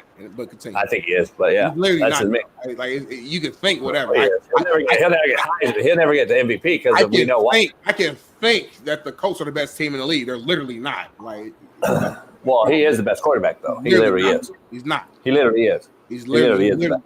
There's nothing that supports that. But clearly, he's the best. And I love him, but there's nothing to support. He's the best quarterback. Yeah, he's literally the best quarterback. Anyway, he's not. He's number 1 quarterback in the league. Number 1. He's the best quarterback.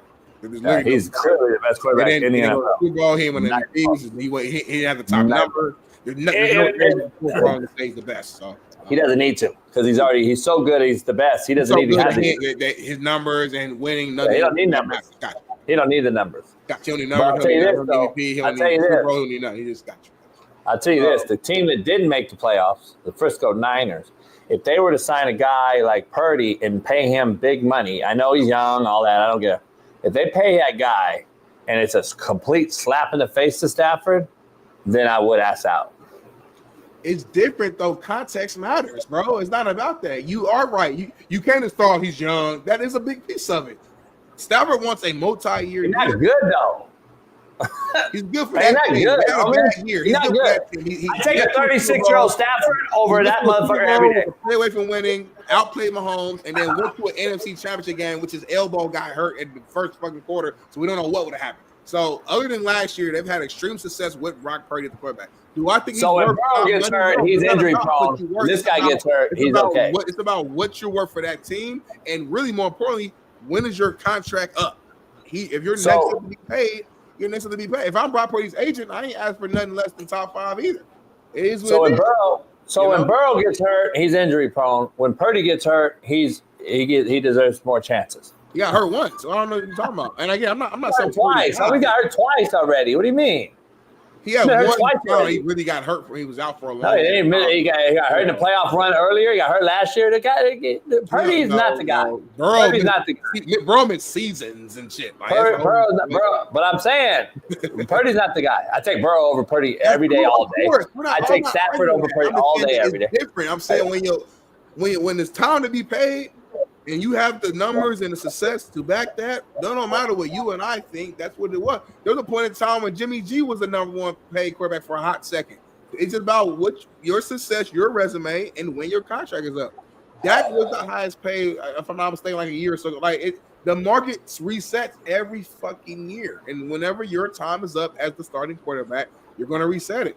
I don't think fucking Tua is worth 50-something million. I don't think Charles Lawrence worth 50-something million. But these teams are handcuffed because there's only so many quarterbacks out there. So if you have a guy who's halfway decent and their contract year is up, you're going to have to pay them close to the top of the market. It might be number 1, but you got to pay them top of the market. That's what it is. Matthew Stafford, to your point, I agree, definitely deserves top 5 pay because of what he's done, his resume. But as the rounds, you got to think through of what all your team needs, how long he wants this deal to be. Is it a 3-year deal? Is it a 4-year deal?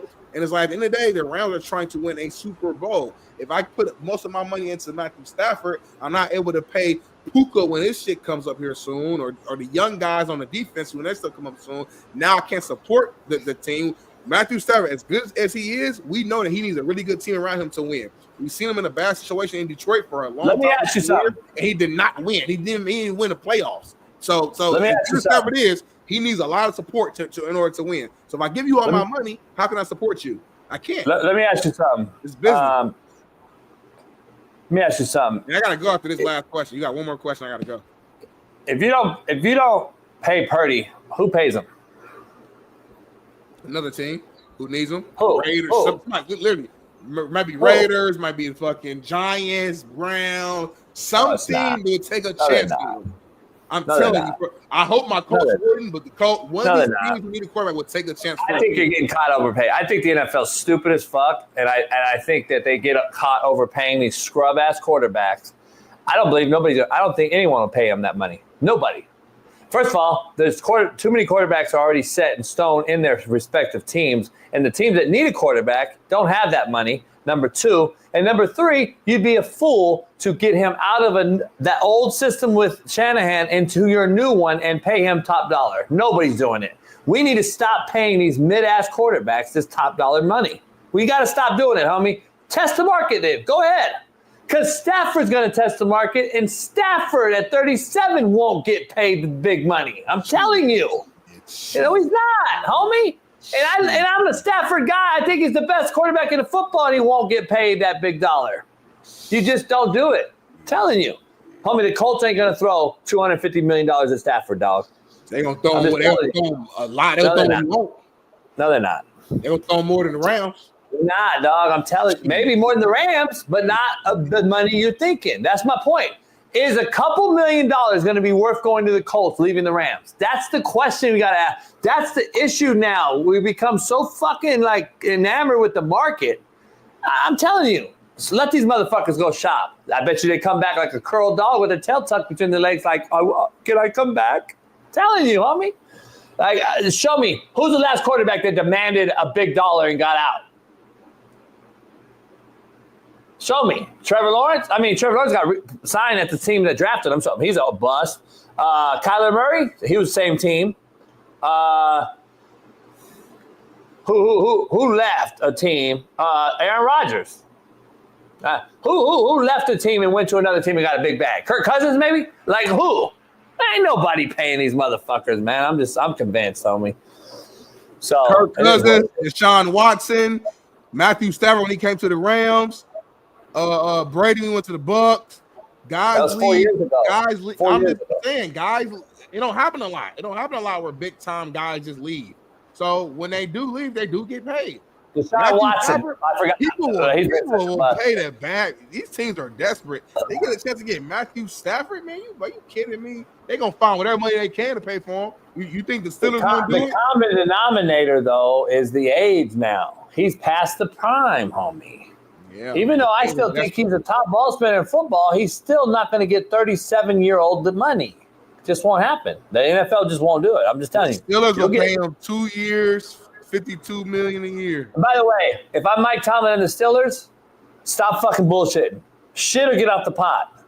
Throw everything you can to get Matthew Stafford if you're serious business. You have Burrow, you have Lamar Jackson and Burrow in your division. Make it make sense. Go be serious. Get a fucking top-notch ball spinner in Pittsburgh to try to finally say, I can win it all. Like, that's all I'm saying. Because if not, stop talking about all this. Who's the guy? Who's the guy? Yeah. Who's the guy that should be the guy? Who should be the guy in Pittsburgh? Make it no mistake. Go get Stafford then if you're serious. That's all I'm saying. But anyway, good show, Smitty. I got to get out of here, too. I'm going to the Yacht today and tomorrow. It's supposed to be 80 degrees out there in Long Beach. I'm going to hit the water right now. Why not? Fuck it. Solo dolo. I might take the dogs out there. I'm going to love the water, boy. You in the amphibian. Yeah. Oh, yeah. Hey, different on the water in nice weather. Holy shit. Different out there. You white. White people, y'all love the ocean, love some more sharks. Yeah, I saw a brother on a yacht the other day pushing that motherfucker by himself. Big money. He rolled by me and he was like, what up? He was right by me like, what up? And I was like, damn, you know what I'm saying? Brother, though. He's like, tell Smitty, don't be scared of the water. He's giving us a bad rap. Once I get rich, I'm going to give me a big ass yacht. Just to flex, just to have it, you know? I want dumb investment, BPS. Yeah, but it's like taking a financial aid check, homie, and going to buy Jordans instead of paying the rent. My rough RA is getting maxed out every year. We good over there. 401k is doing what it's doing. My attachments to real estate back in Indiana because it's very affordable homes there. Everything's going to be set in place. So we're now have extra spending money to be able to have a little bit of fun. It's okay. Everything. All your money don't have to be business stuff. Some money can be pleasure. That's why you make the money to get a few things that you like. The problem is that these young cats use all their money to get what they like, make no business investments. So when they're not making that same dollar amount that they once made, they go broke. That won't be me. I'm very financially literate. I know how to make a dollar stretch. I know how to make things happen. Jebby Jazz said, Jebby, I want to go. I want to go with you on the yacht. So we're going to close with that. Hey, wishing one hand, shit in the other one, Smitty. And that's just kind of how I live. So $100 million yacht, I would never. Even if I had $1 billion, I ain't buying that $100 million yacht. I ain't saying 100 million. I just said a big yacht. I didn't say I wouldn't buy it. I'd keep a fun cruiser type of yacht. I might go a little bigger and more power, but that's it. You're definitely lying because you go big or go home. You are the one that will spend your life. You said when you die, you don't want $1 to your name, homie. You got 4 fucking cars, just bought a new car for no reason. You bought a yacht because you wanted it, paid for the studio, about to buy another house in Arizona. Like, you're a liar. You're definitely a liar. I swear to God, if we blow this thing up and we become like multi-millionaires on the podcast, I know for a fact you getting a bigger yacht. That ain't even a question. I'm not saying it ain't gonna be the Jaguars, the owner yacht, but it's gonna be a nice ass bigger yacht. Stop lying. I'm your boy. It's okay. You like flexing. You like bringing people over and throwing a big ass party, having the biggest crib, having the biggest boat. When you was growing up, I talked to homies in the hood. You had the most beat in your car ever. Motherfucker was like, I ain't never seen that most beat in somebody's car. I was talking to homies during Super Bowl. So you always been that cat since you was a youngin'. And I think it's because you grew up in poverty. You grew up struggling. You grew up in a situation where you were homeless, living in your car, being in adverse situations.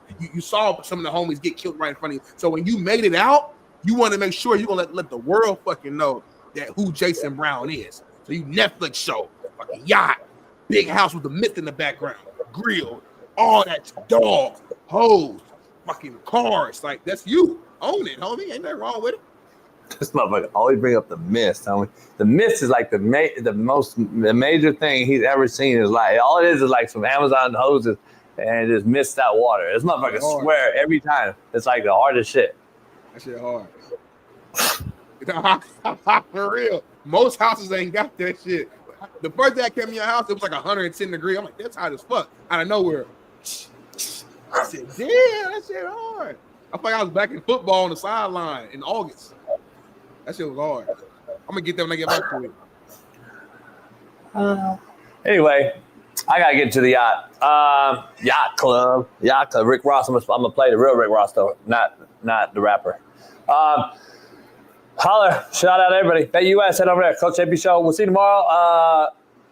Thirsty Thursday. Tell the Truth Thursday. Truth Telling Thursday. Steve Kim joins us. And then we got a lot of guests joining the show. This is our first week back, so we're restructuring some things. We're going to get a bunch of new guests. We'll see you on the other side on the realest show on planet Earth. See you tomorrow, Lord willing. Peace.